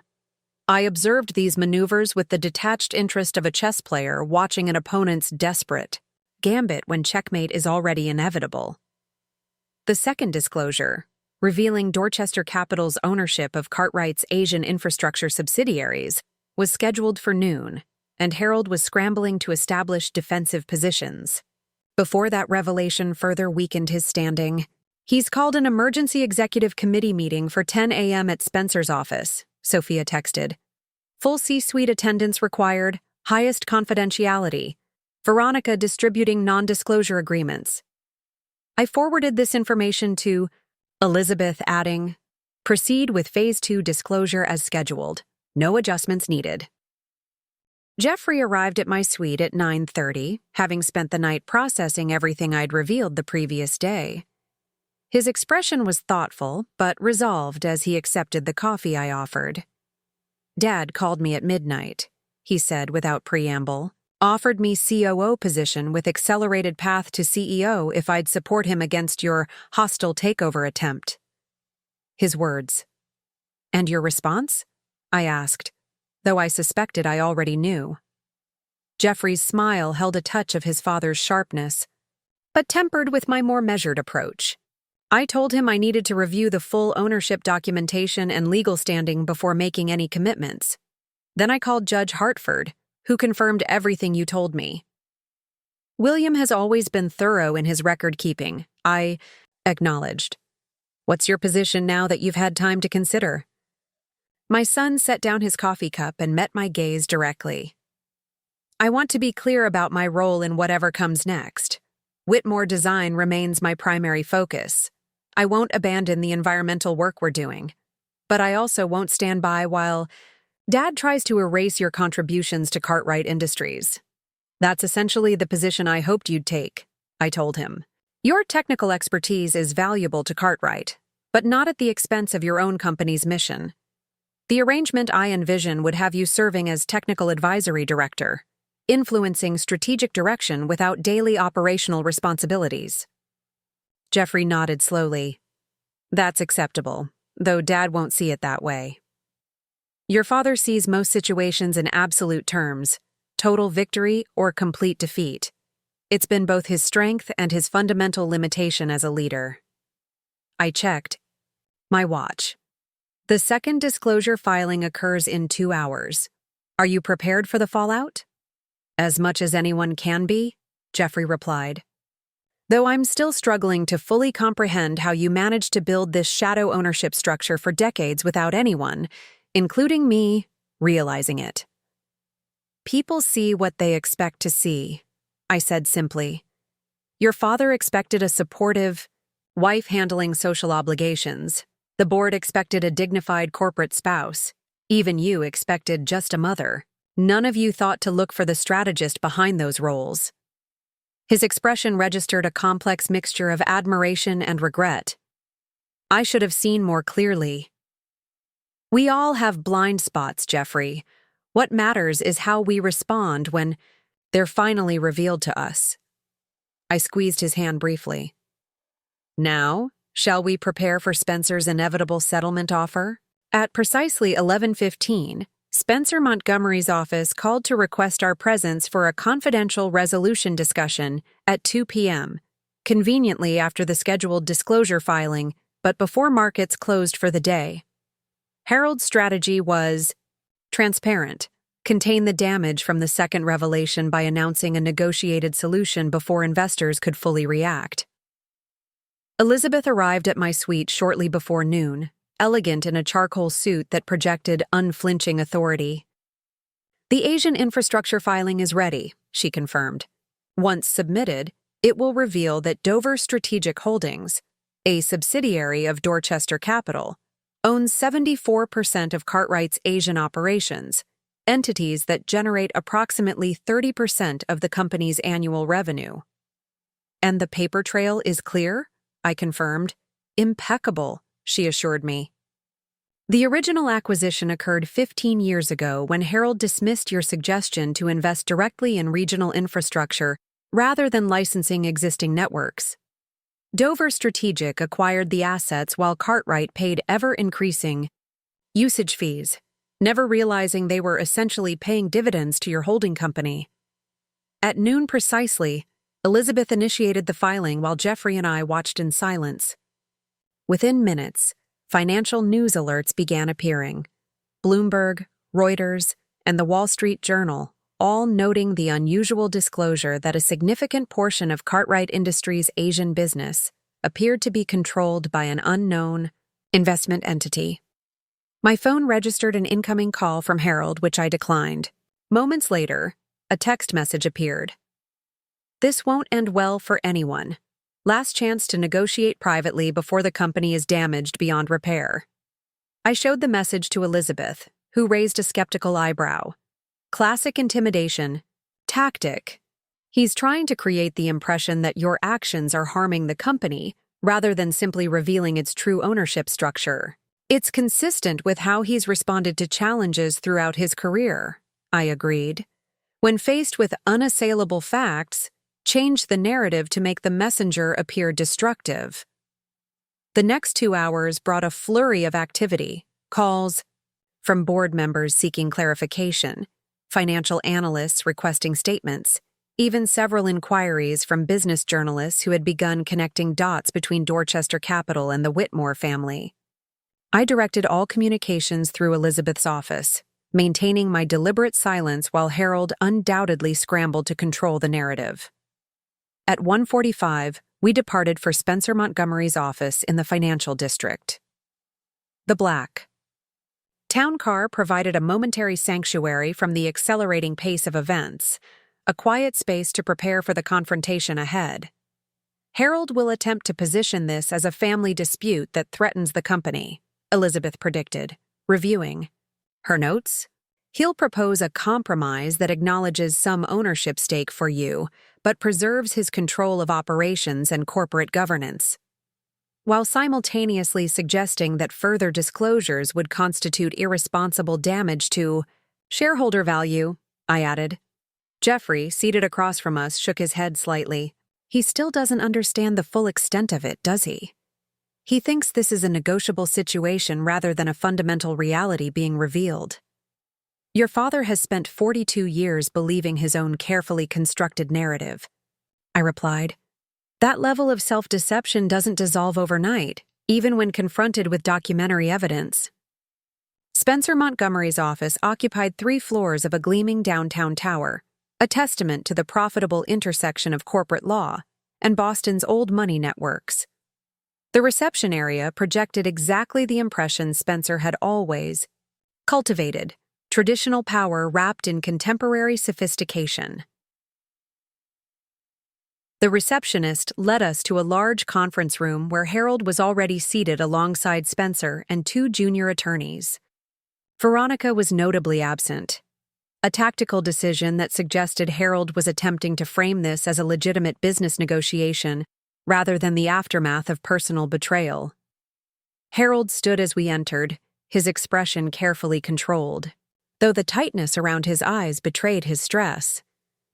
He had changed into a fresh suit since our confrontation the previous evening, his appearance restored to its usual impeccable standard. The corporate armor was back in place. Beatrice? Jeffrey? He greeted us with practiced cordiality. Thank you for coming. I believe we have a productive path forward to discuss. I noted that he didn't acknowledge Elizabeth, a calculated slight meant to frame her as an intruder in a family matter, rather than my long-established legal counsel. Spencer, I replied with equal politeness, deliberately addressing his attorney, rather than him. I understand you've requested this meeting to discuss resolution options following the recent disclosures regarding Cartwright Industries' ownership structure. Spencer Montgomery, silver-haired, patrician, and visibly uncomfortable with the situation, cleared his throat. Yes, indeed. Recent filings have raised complex questions about corporate governance and operational control that we believe can be addressed through good faith negotiation rather than continued public disclosures that might unnecessarily alarm shareholders or regulatory authorities. Unnecessary alarm suggests the disclosures contain concerning information, Elizabeth noted smoothly. These filings merely document the actual ownership structure that has existed for years. If shareholders are alarmed, it should be because they've been misled about who owns the company they've invested in, not because the truth is finally being disclosed. Harold's jaw tightened almost imperceptibly. No one has been misled. Cartwright Industries has always operated with full transparency regarding its corporate structure and governance. Transparency would have required acknowledging that key patents, Asian infrastructure, and ultimately controlling interest in the parent company itself are owned by Dorchester Capital entities, I countered. Information conspicuously absent from annual reports, SEC filings, and shareholder communications. Spencer intervened before Harold could respond, his tone conciliatory. Perhaps we can focus on constructive solutions rather than retrospective concerns. We've prepared a framework agreement that acknowledges Dorchester Capital's significant stake in certain Cartwright assets while preserving operational consistency and market confidence. One of the junior attorneys distributed folders containing their proposal. I opened mine and scanned the document, noting that while it acknowledged my ownership of the patent portfolio and Asian infrastructure already disclosed, it positioned these as minority interests in the overall corporate structure and proposed a 10-year governance stability agreement that would essentially preserve Harold's control regardless of actual ownership percentages.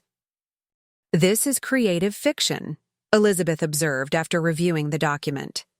It attempts to recharacterize controlling ownership as minority investment and proposes to contractually override basic corporate governance principles regarding shareholder rights. Harold leaned forward, his focus entirely on me rather than Elizabeth.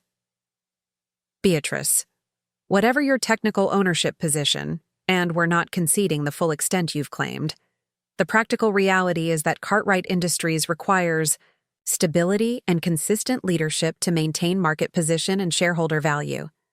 I completely agree, I replied calmly, which is why we've prepared a comprehensive transition plan that maintains operational stability while accurately reflecting the actual governance structure based on verified ownership positions. I nodded to Elizabeth, who distributed our counter-proposal, a detailed document outlining a phased leadership transition that would initially move Harold to chairman while installing Jeffrey as technical director and myself as CEO, followed by a 12-month period during which Harold would transition to chairman emeritus with appropriate recognition for his contributions. Spencer's expression remained professionally neutral as he reviewed our document, but Harold made no attempt to hide his displeasure. "This is absurd," he said, tossing the proposal onto the table. "You're suggesting I step aside from the company I built from nothing, surrendering operational control to a wife who has never worked a day in the business, and a son who has actively avoided involvement in Cartwright Industries." Jeffrey, who had remained silent until this point, finally spoke. "That's an interesting characterization, Dad, considering that Whitmore Design's environmental engineering patents generate approximately $42 million in annual licensing revenue. For Cartwright's sustainability division, technologies you've repeatedly claimed in industry speeches were developed internally by your R&D team." Harold's momentary confusion confirmed what I had long suspected. He had never bothered to investigate the actual source of the technologies he so proudly presented as examples of Cartwright innovation. "The fundamental question here," Elizabeth interjected, returning us to the central issue, "is not who should lead Cartwright Industries going forward, but who actually owns it now. Our filings thus far have documented Dorchester Capital's ownership of assets representing approximately 40% of Cartwright's market value. The complete ownership structure, when fully disclosed, will establish that Dorchester, controlled entirely by Mrs. Cartwright, holds 68% of the parent company through various direct and indirect mechanisms." Spencer Montgomery's professional composure finally cracked. 68%? That's simply not possible. The shareholder registry clearly shows Harold holding 18% personally, with various family trusts and corporate treasury stock accounting for another 23%.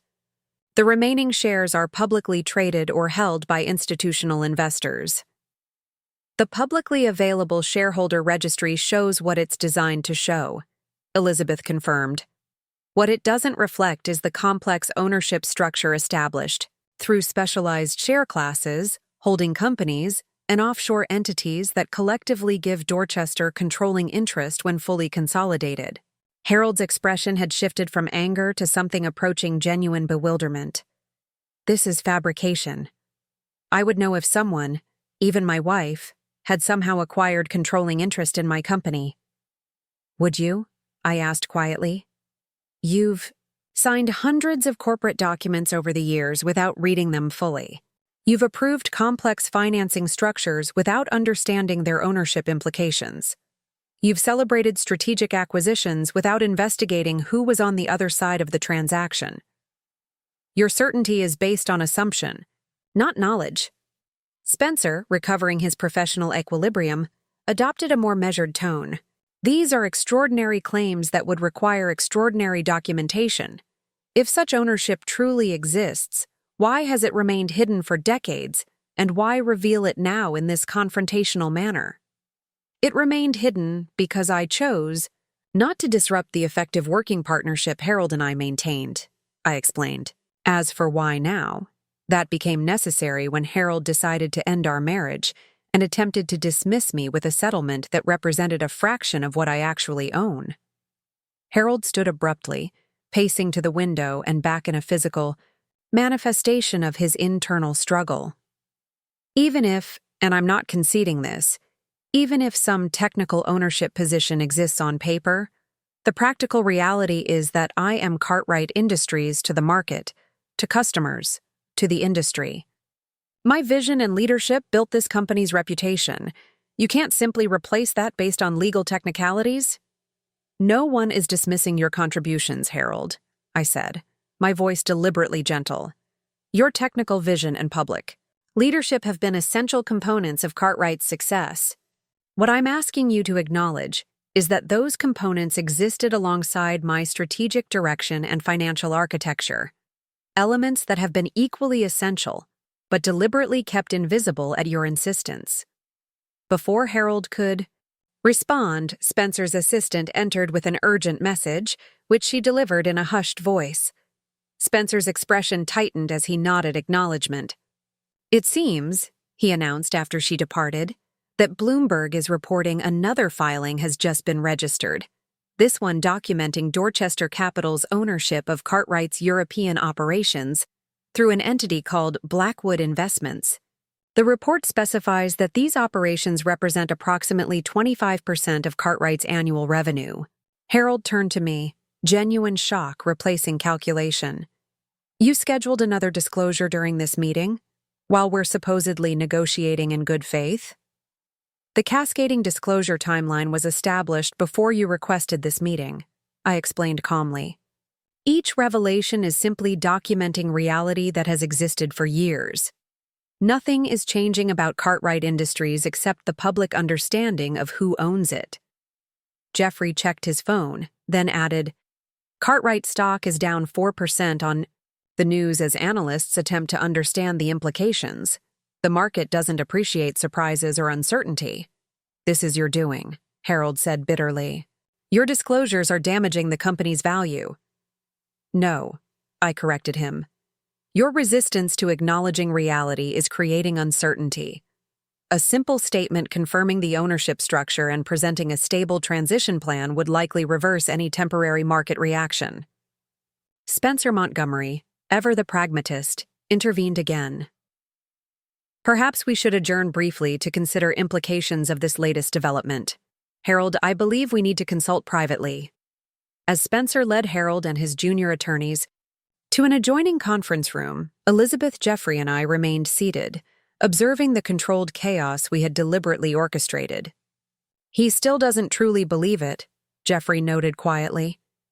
Even with 3 major disclosures, he's convincing himself this is some elaborate legal maneuver rather than documentation of what actually exists. Your father has spent decades cultivating a specific self-image, I replied. Acknowledging that he's been operating under an illusion of control rather than actual authority would require him to reconstruct his entire identity. The board will be calling an emergency meeting, Elizabeth predicted, checking messages on her tablet. I'm already receiving inquiries from 3 directors seeking confirmation of the ownership disclosures and requesting documentation. Direct them to the formal filings, I instructed. No private confirmations or additional context until we complete the disclosure sequence. 20 minutes later, Harold and Spencer returned. The change in Harold's demeanor was immediately evident. The controlled corporate presence had given way to a more fundamental anger, his movements sharp and his expression hardened. This stops now, he announced without preamble. I've instructed Spencer to file for emergency injunctive relief, preventing any further disclosures pending full judicial review of these ownership claims. If necessary, we'll pursue criminal charges. For corporate fraud and securities violations. Elizabeth's expression remained perfectly composed despite the threat. On what grounds would you allege fraud, Mr. Cartwright? Every filing we've submitted contains meticulously documented ownership records, all legally established and maintained. The fraud, if any exists, would be in Cartwright Industries' failure to accurately disclose its ownership structure in SEC filings for the past 2 decades. A technical oversight that can be amended, Spencer interjected quickly, clearly attempting to prevent Harold from making statements that might create additional legal exposure. This isn't a technical oversight, Jeffrey said, his quiet voice carrying surprising authority. It's a systematic pattern of misrepresentation that has allowed Dad to present himself as the sole architect and controlling owner of a company that was founded with Mom's family resources, expanded through her connections, and strategically directed by her judgment throughout its existence. Harold turned to his son, a flash of betrayal crossing his features. You're taking her side? After everything I've done to build a legacy for you? I'm acknowledging reality, Jeffrey replied, calmly. And the reality is that Cartwright Industries has always been a partnership between you and Mom, regardless of how it's been portrayed publicly. Harold's attention shifted back to me, his expression calculating once more. What do you really want, Beatrice? This can't be about operational control. You've shown no interest in running a telecommunications company before now. Is this revenge for Veronica? Because if so, there are less destructive ways to express your displeasure. The condescension in his tone, the assumption that my actions must be emotionally driven rather than strategically planned, confirmed that despite all evidence to the contrary, Harold still couldn't see me clearly. What I want, I said evenly, is acknowledgement of what is already true. I own controlling interest in Cartwright Industries. I have guided its strategic direction for decades while allowing you to serve as its public face. Now that you've chosen to end our marriage, that arrangement requires formal recognition rather than continued pretense. Spencer, ever the mediator, attempted to find middle ground.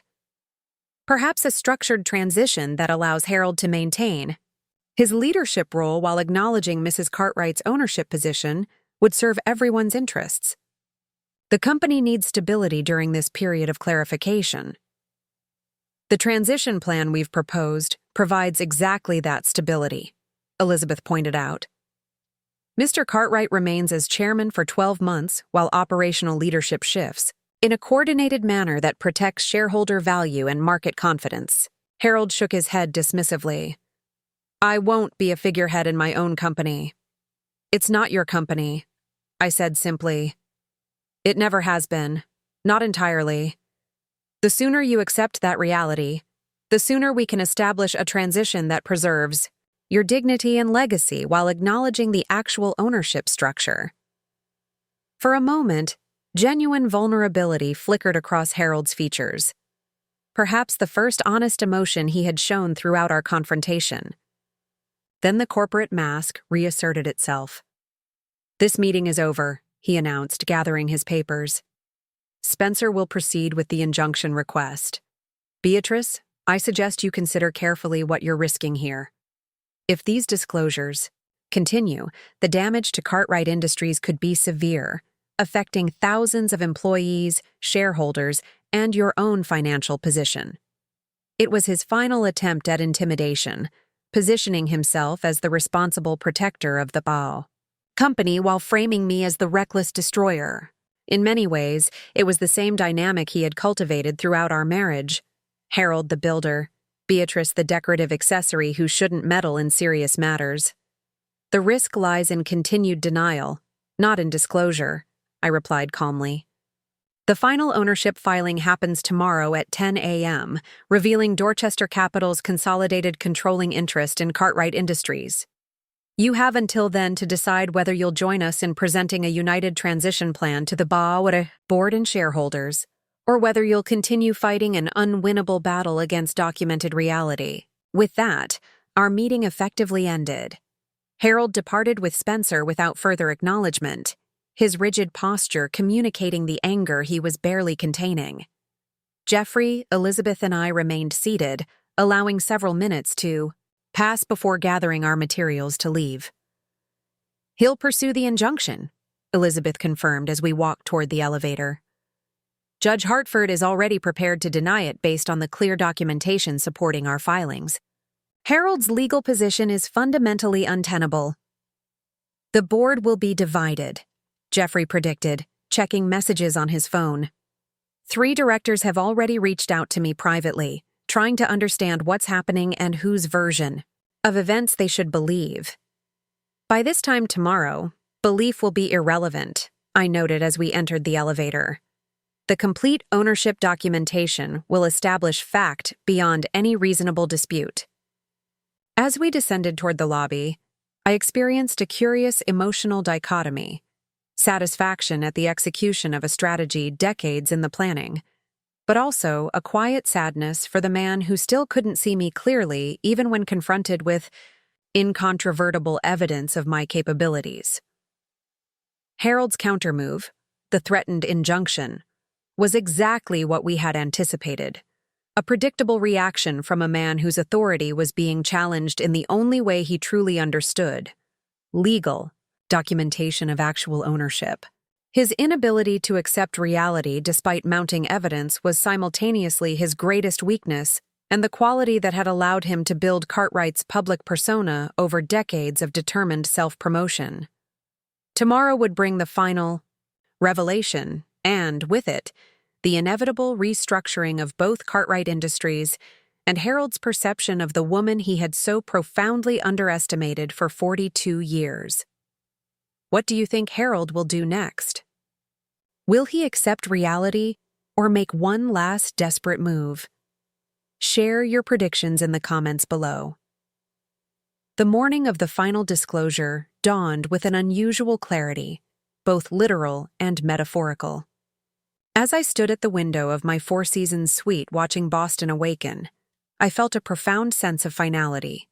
Today, the carefully constructed parallel realities that had defined my life for 42 years would collapse into a single truth. My phone vibrated with an incoming message from Sophia Hartford. Emergency board meeting called for 9 a.m. Harold arrived at headquarters at 5:30 this morning with Spencer and a team from crisis management firm Davidson and Powell. So, Harold had opted for the corporate equivalent of a last stand, assembling allies, preparing counter-narratives, and positioning himself as the embattled defender of Cartwright Industries against what he undoubtedly characterized as my vindictive attack. It was precisely the reaction we had anticipated. Proceed as planned, I replied to Sophia. Final disclosure filing at 10 a.m. unchanged. Elizabeth arrived at 7:30, immaculate in a steel gray suit that projected the unwavering authority this day required.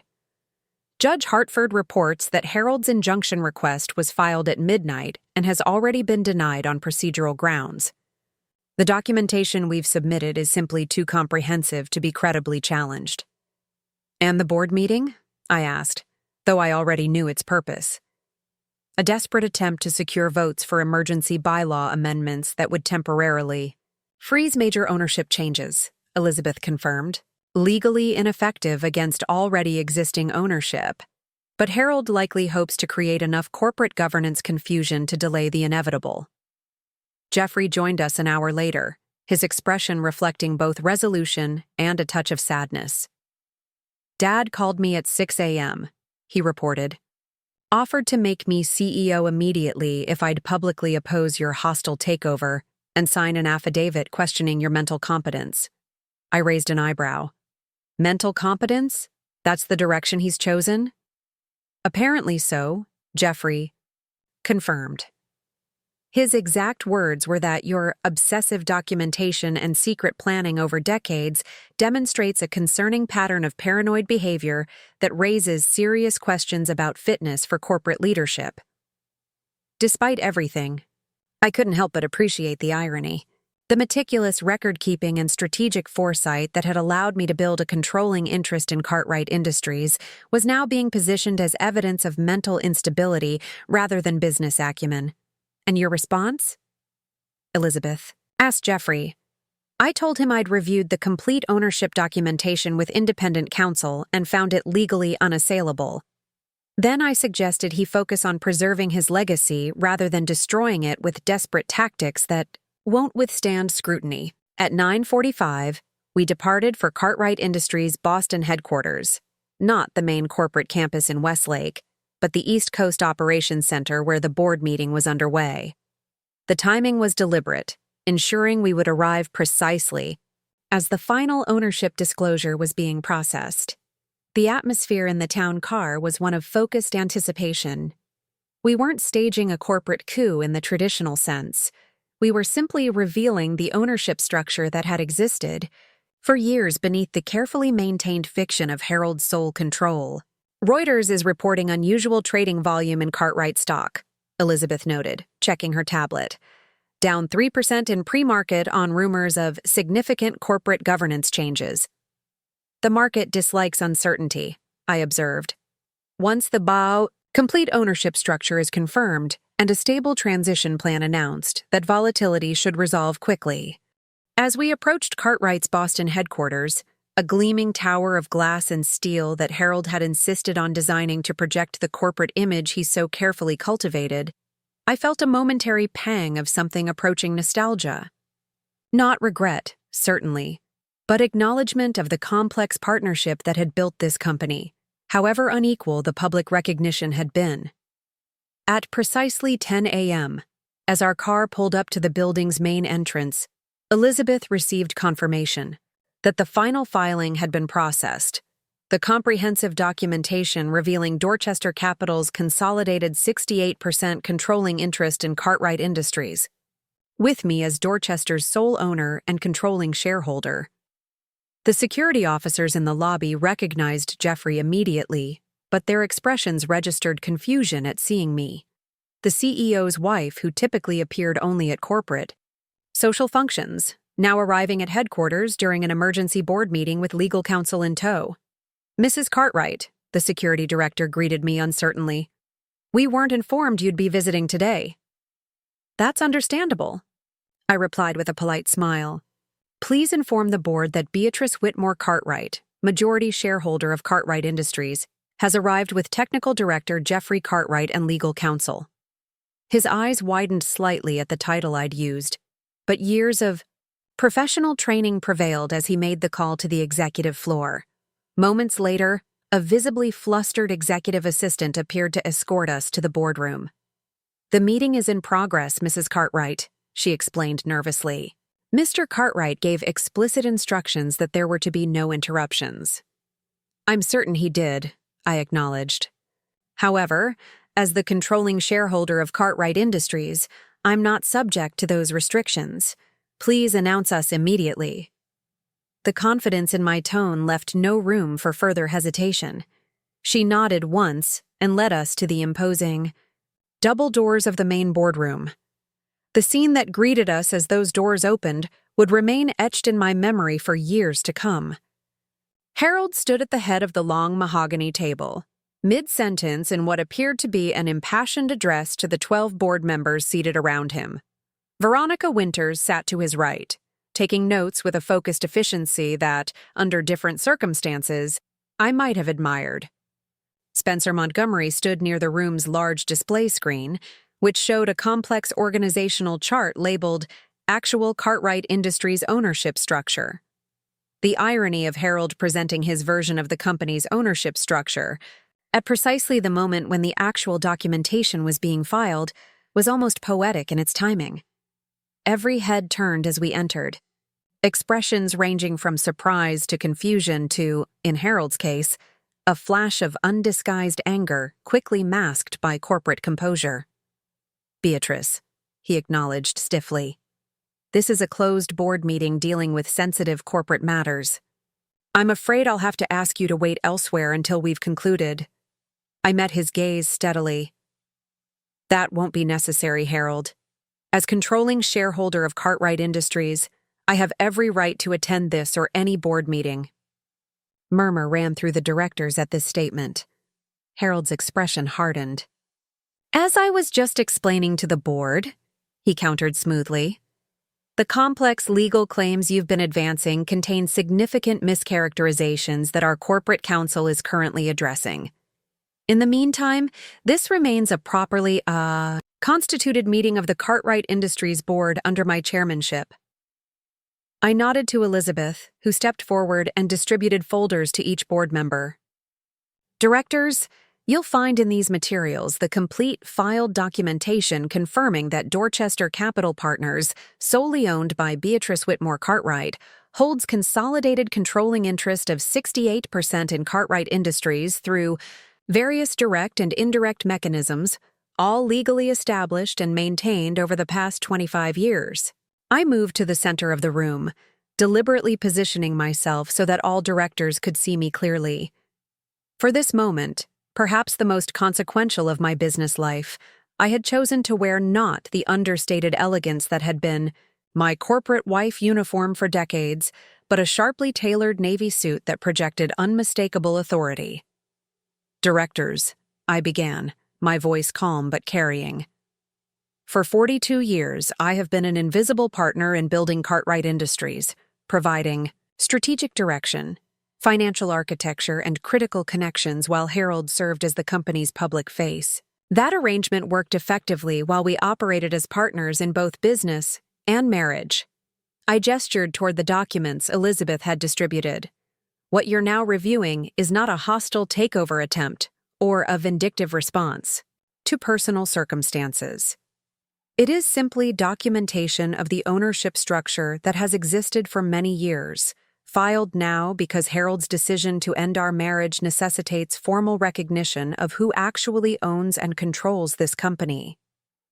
Harold's expression had shifted from confident dismissal to growing alarm as he watched the directors examining the documentation, particularly Samuel Chen, the board's most financially sophisticated member, whose deepening frown suggested he recognized the legal validity of what he was seeing.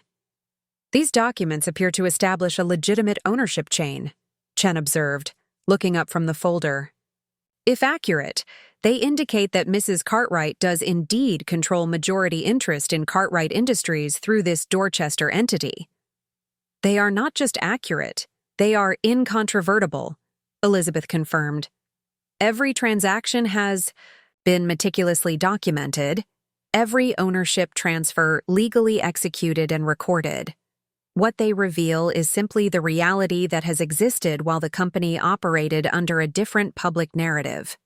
Harold attempted to regain control of the situation, his voice taking on the authoritative tone that had served him so effectively throughout his career. Even if some technical ownership position exists on paper, which our legal team will thoroughly review, the practical reality is that I have led this company from its inception. My vision, my relationships, my strategic direction have built Cartwright Industries into what it is today. Your vision has indeed been valuable, I acknowledged, deliberately using a tone of professional respect rather than personal recrimination. No one is suggesting otherwise, Harold. But Cartwright Industries has always been a partnership, with your technical expertise complemented by my strategic guidance, family connections, and financial resources. The only difference now is that this reality requires formal recognition. I turn to address the full board directly. Directors, you've received not only confirmation of the ownership structure, but also a comprehensive transition plan that maintains operational stability while accurately reflecting governance based on actual ownership. This plan allows Harold to continue as chairman for 12 months, while I assume CEO responsibilities, and Jeffrey joins as technical director, ensuring that both innovation and institutional knowledge remain within leadership. Samuel Chen, who had continued reviewing the documents while I spoke, looked up with an expression of dawning comprehension. These ownership structures date back decades: the Whitmore Communications acquisition in 1983, the Asian infrastructure, subsidiaries, Whitebridge Technologies, and the patent portfolio, all ultimately controlled by Dorchester Capital? Precisely, I confirmed. While Harold focused on technical innovation and public leadership, I built a parallel structure that protected and expanded our interests, often implementing strategies he had dismissed as unnecessary or too conservative. Harold's composure finally fractured. This is absurd. You expect this board to believe that my wife has been secretly controlling the company for decades without my knowledge? That the entire corporate structure I've built has actually been manipulated from behind the scenes? Not manipulated, Harold, I corrected gently. Supported, protected, and strategically expanded. The question isn't what the board believes, but what the documentation irrefutably demonstrates. Jeffrey, who had remained silent until this point, stepped forward. Directors, as someone who has observed both my parents throughout my life, I can confirm that this ownership structure reflects the reality of their complementary roles in building Cartwright Industries. My father's technical vision and public leadership have been essential components of our success, but my mother's strategic direction and financial architecture have been equally critical, if deliberately kept invisible at his insistence. The Room fell silent as the directors processed this extraordinary situation, a fundamental rewriting of the corporate narrative they had accepted for years. Harold looked from face to face, searching for allies, but finding instead the cautious recalculation of board members confronted with undeniable documentation of who actually owned the company they governed. "I believe," Samuel Chen said finally, breaking the silence, "that we should recess this meeting for 1 hour to allow full review of these materials. Mrs. Cartwright, would you and your team be willing to wait while we conduct this assessment?" "Of course," I agreed. "We'll be available to address any questions regarding the documentation or transition plan." As Jeffrey, Elizabeth, and I moved toward the door, Harold's voice stopped me. Not the controlled corporate tone he had maintained throughout the meeting, but something rawer and more personal. "Beatrice." I turned to face him, aware that every board member was watching this exchange with intense interest. "Was it all a lie?" he asked, his voice uncharacteristically vulnerable. "Everything we built together?" The question carried echoes of his query in my hotel suite days earlier, but this time it held a different quality, less defensive, more genuinely searching. "Not a lie, Harold," I replied quietly. "A partnership with unacknowledged terms. You wanted public recognition, and I wanted to build something significant. For many years, those complementary needs served us both well. The company prospered, you received the acclaim you desired, and I exercised the influence I valued. Only when you decided I was disposable did that arrangement become unsustainable. For a moment, perhaps the most honest of our 42 years together, Harold's carefully constructed facade fell completely away, revealing a man genuinely struggling to reconcile the wife he thought he knew with the formidable strategist now standing before him. "I never saw you," he said finally, the admission clearly costing him. "Not really." "No," I agreed simply. "You didn't."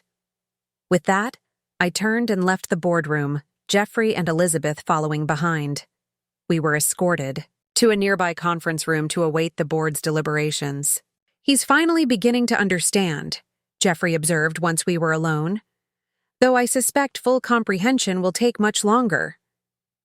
Your father has spent his entire adult life believing a specific narrative about himself, his company, and his marriage," I noted. "Rewriting that story isn't the work of a single meeting, however definitive the evidence." The hour passed with remarkable swiftness. Elizabeth fielded inquiries from individual directors seeking clarification on specific aspects of the ownership documentation. Jeffrey consulted briefly with the company's chief technology officer, who was clearly attempting to gauge where allegiances should now lie. I remained focused on the transition plan, making minor refinements to address potential concerns the board might raise. When we were summoned back to the boardroom, the atmosphere had palpably shifted. The directors had rearranged themselves, with Samuel Chen now occupying the position at the head of the table previously held by Harold, who sat to his right. Veronica was conspicuously absent, as was Spencer Montgomery. "Mrs. Cartwright, Mr. Cartwright, Ms. Kensington," Chen began formally. "The board has reviewed the documentation regarding ownership structure and the proposed transition plan. After consultation with independent counsel who has verified the legal standing of the filings, we have reached several preliminary determinations that require your response." I nodded acknowledgement, maintaining the composed demeanor that had served me throughout this process. "First," Chen continued, "we accept that the ownership documentation establishes Dorchester Capital's controlling interest in Cartwright Industries, with Mrs. Cartwright as Dorchester's sole owner and controlling shareholder. This position gives Mrs. Cartwright the legal authority to direct corporate governance as proposed." Harold's expression remained carefully neutral, though the slight tension in his jaw revealed his struggle to maintain composure. "Second, we acknowledge that immediate leadership changes could create unnecessary market disruption and operational challenges. Therefore, we support the phased transition approach outlined in your proposal, with some modifications we'd like to discuss." We're open to reasonable adjustments that preserve the core governance structure, I assured him. Third, Chen concluded, we believe a joint statement from both Mrs. Cartwright and Mr. Cartwright confirming the ownership clarification and transition plan would best serve shareholder interests and minimize market volatility. Is that something you're both willing to consider? Before I could respond, Harold spoke, his voice carrying the weight of a man confronting an unalterable reality after exhausting all alternatives. I'm prepared to issue a joint statement, he said, his gaze meeting mine directly. Provided it acknowledges my technical contributions and leadership role in building Cartwright Industries, alongside Mrs. Cartwright's strategic and financial guidance. It was the first public acknowledgement, however carefully phrased, of my role in creating what had always been presented as his singular achievement. A small concession, perhaps, measured against decades of invisible contribution, but significant in marking the beginning of a new narrative. That's an entirely appropriate framing, I agreed. Cartwright Industries has always been built on our complementary strengths, even when only one received public recognition. What followed was 3 hours of detailed negotiation regarding the specifics of the transition plan, resulting in a structure that maintained Harold as chairman for 6 months, rather than the 12 I had proposed, while I assumed CEO responsibilities immediately. Jeffrey would join as technical director focused on sustainable technologies integration, and a special committee of independent directors would oversee the transition to ensure operational stability. By late afternoon, the joint statement had been crafted, reviewed by respective counsel, and approved for release before markets opened the following day. Its central paragraph, the result of careful negotiation between Harold, myself, and the board, represented perhaps the most honest public characterization of our professional relationship in 42 years. Cartwright Industries announces a planned leadership transition reflecting the company's long-standing ownership structure, with Beatrice Whitmore Cartwright assuming CEO responsibilities based on her controlling interest through Dorchester Capital Partners. Harold Cartwright will continue as chairman through the transition period, ensuring that the technical vision and innovation that have defined Cartwright Industries continue alongside the strategic direction and financial architecture that Mrs. Cartwright has provided throughout the company's development. As the meeting concluded and directors departed, Harold and I found ourselves momentarily alone in the boardroom, a fitting location for the final conversation of what had been primarily a business partnership disguised as a traditional marriage. You outmaneuvered me completely, he said after a long silence, his tone reflecting reluctant admiration rather than bitterness. All these years, I never suspected. Because you saw what you expected to see, I replied simply. A supportive wife, not a strategic partner. Harold nodded slowly, accepting this assessment. What happens now? Between us, I mean. The divorce proceeds as a straightforward division of personal assets, now that corporate ownership has been properly established, I said. The houses, art collection, and other joint property can be divided equitably without the complications of mischaracterized business interests. And Veronica? He asked, a hint of his former defiance returning. Your personal relationship is your own affair, Harold. My only concern is ensuring she has no influence over Cartwright Industries' operations or governance during or after the transition. He accepted this with a nod.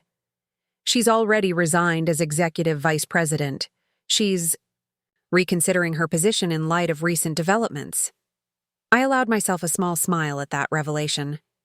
Veronica Winters had clearly calculated the advantages of aligning herself with Harold Cartwright, CEO and presumed owner of a Fortune 500 company. Harold Cartwright, former CEO and minority shareholder, likely presented a less compelling proposition for what it's worth, Harold said after another lengthy silence. You would have been an exceptional CEO had you chosen that path from the beginning. Perhaps, I acknowledged. But the telecommunications industry of the 1980s wasn't ready for a woman in that role, particularly one without technical credentials. Our arrangement served its purpose for many years. He stood to leave, gathering the personal items that had occupied the chairman's position at the head of the table for decades. I underestimated you, Beatrice. For 42 years, I underestimated you. Yes, I agreed simply. You did. As he reached the door, Harold paused for a final question, one that seemed to genuinely puzzle him even now. Why did you wait so long? You could have taken control years ago. I considered my answer carefully, wanting to offer truth rather than recrimination in this final exchange. Because controlling the company was never my primary objective, Harold. Building something significant was. As long as we were partners in that endeavor, even with unequal recognition, the formal ownership structure remained a contingency plan rather than a necessary revelation. He absorbed this, then nodded once, a gesture of acknowledgement if not complete understanding, before departing. I remained in the boardroom for several minutes afterward, gazing out at the Boston skyline now bathed in late afternoon light. The view from the chairman's position, soon to be mine, was indeed impressive, though no more so than the one I'd enjoyed from the lake house where I'd quietly orchestrated this moment for decades. My phone chimed with a message from Jeffrey. Transition team assembled in conference room C. Ready when you are. I gathered my materials and moved toward the door, pausing briefly to straighten a slightly crooked painting on the boardroom wall. A small Joseph Turner seascape I had selected for this space 15 years earlier when Harold had dismissed my suggestion to invest in the artist's works for corporate spaces. Like so many elements of Cartwright Industries, it had been my choice implemented through channels Harold never noticed, contributing to an environment he claimed as entirely his creation. As I walked toward conference room C and the team waiting, for my direction, I felt neither triumph nor vindication, but rather a curious lightness, the weight of decades of invisible achievement finally acknowledged in the full light of day. For the first time in 42 years, I would build something without concealment, without deflecting credit, without maintaining the elaborate fiction that my contributions were merely supportive rather than foundational. Beatrice Whitmore Cartwright, no longer the woman behind the man, but simply the woman who had built an empire, now finally visible to the world exactly as she had always been. Up next, you've got 2 more standout stories right on your screen. If this one hit the mark, you won't want to pass these up. Just click and check them out.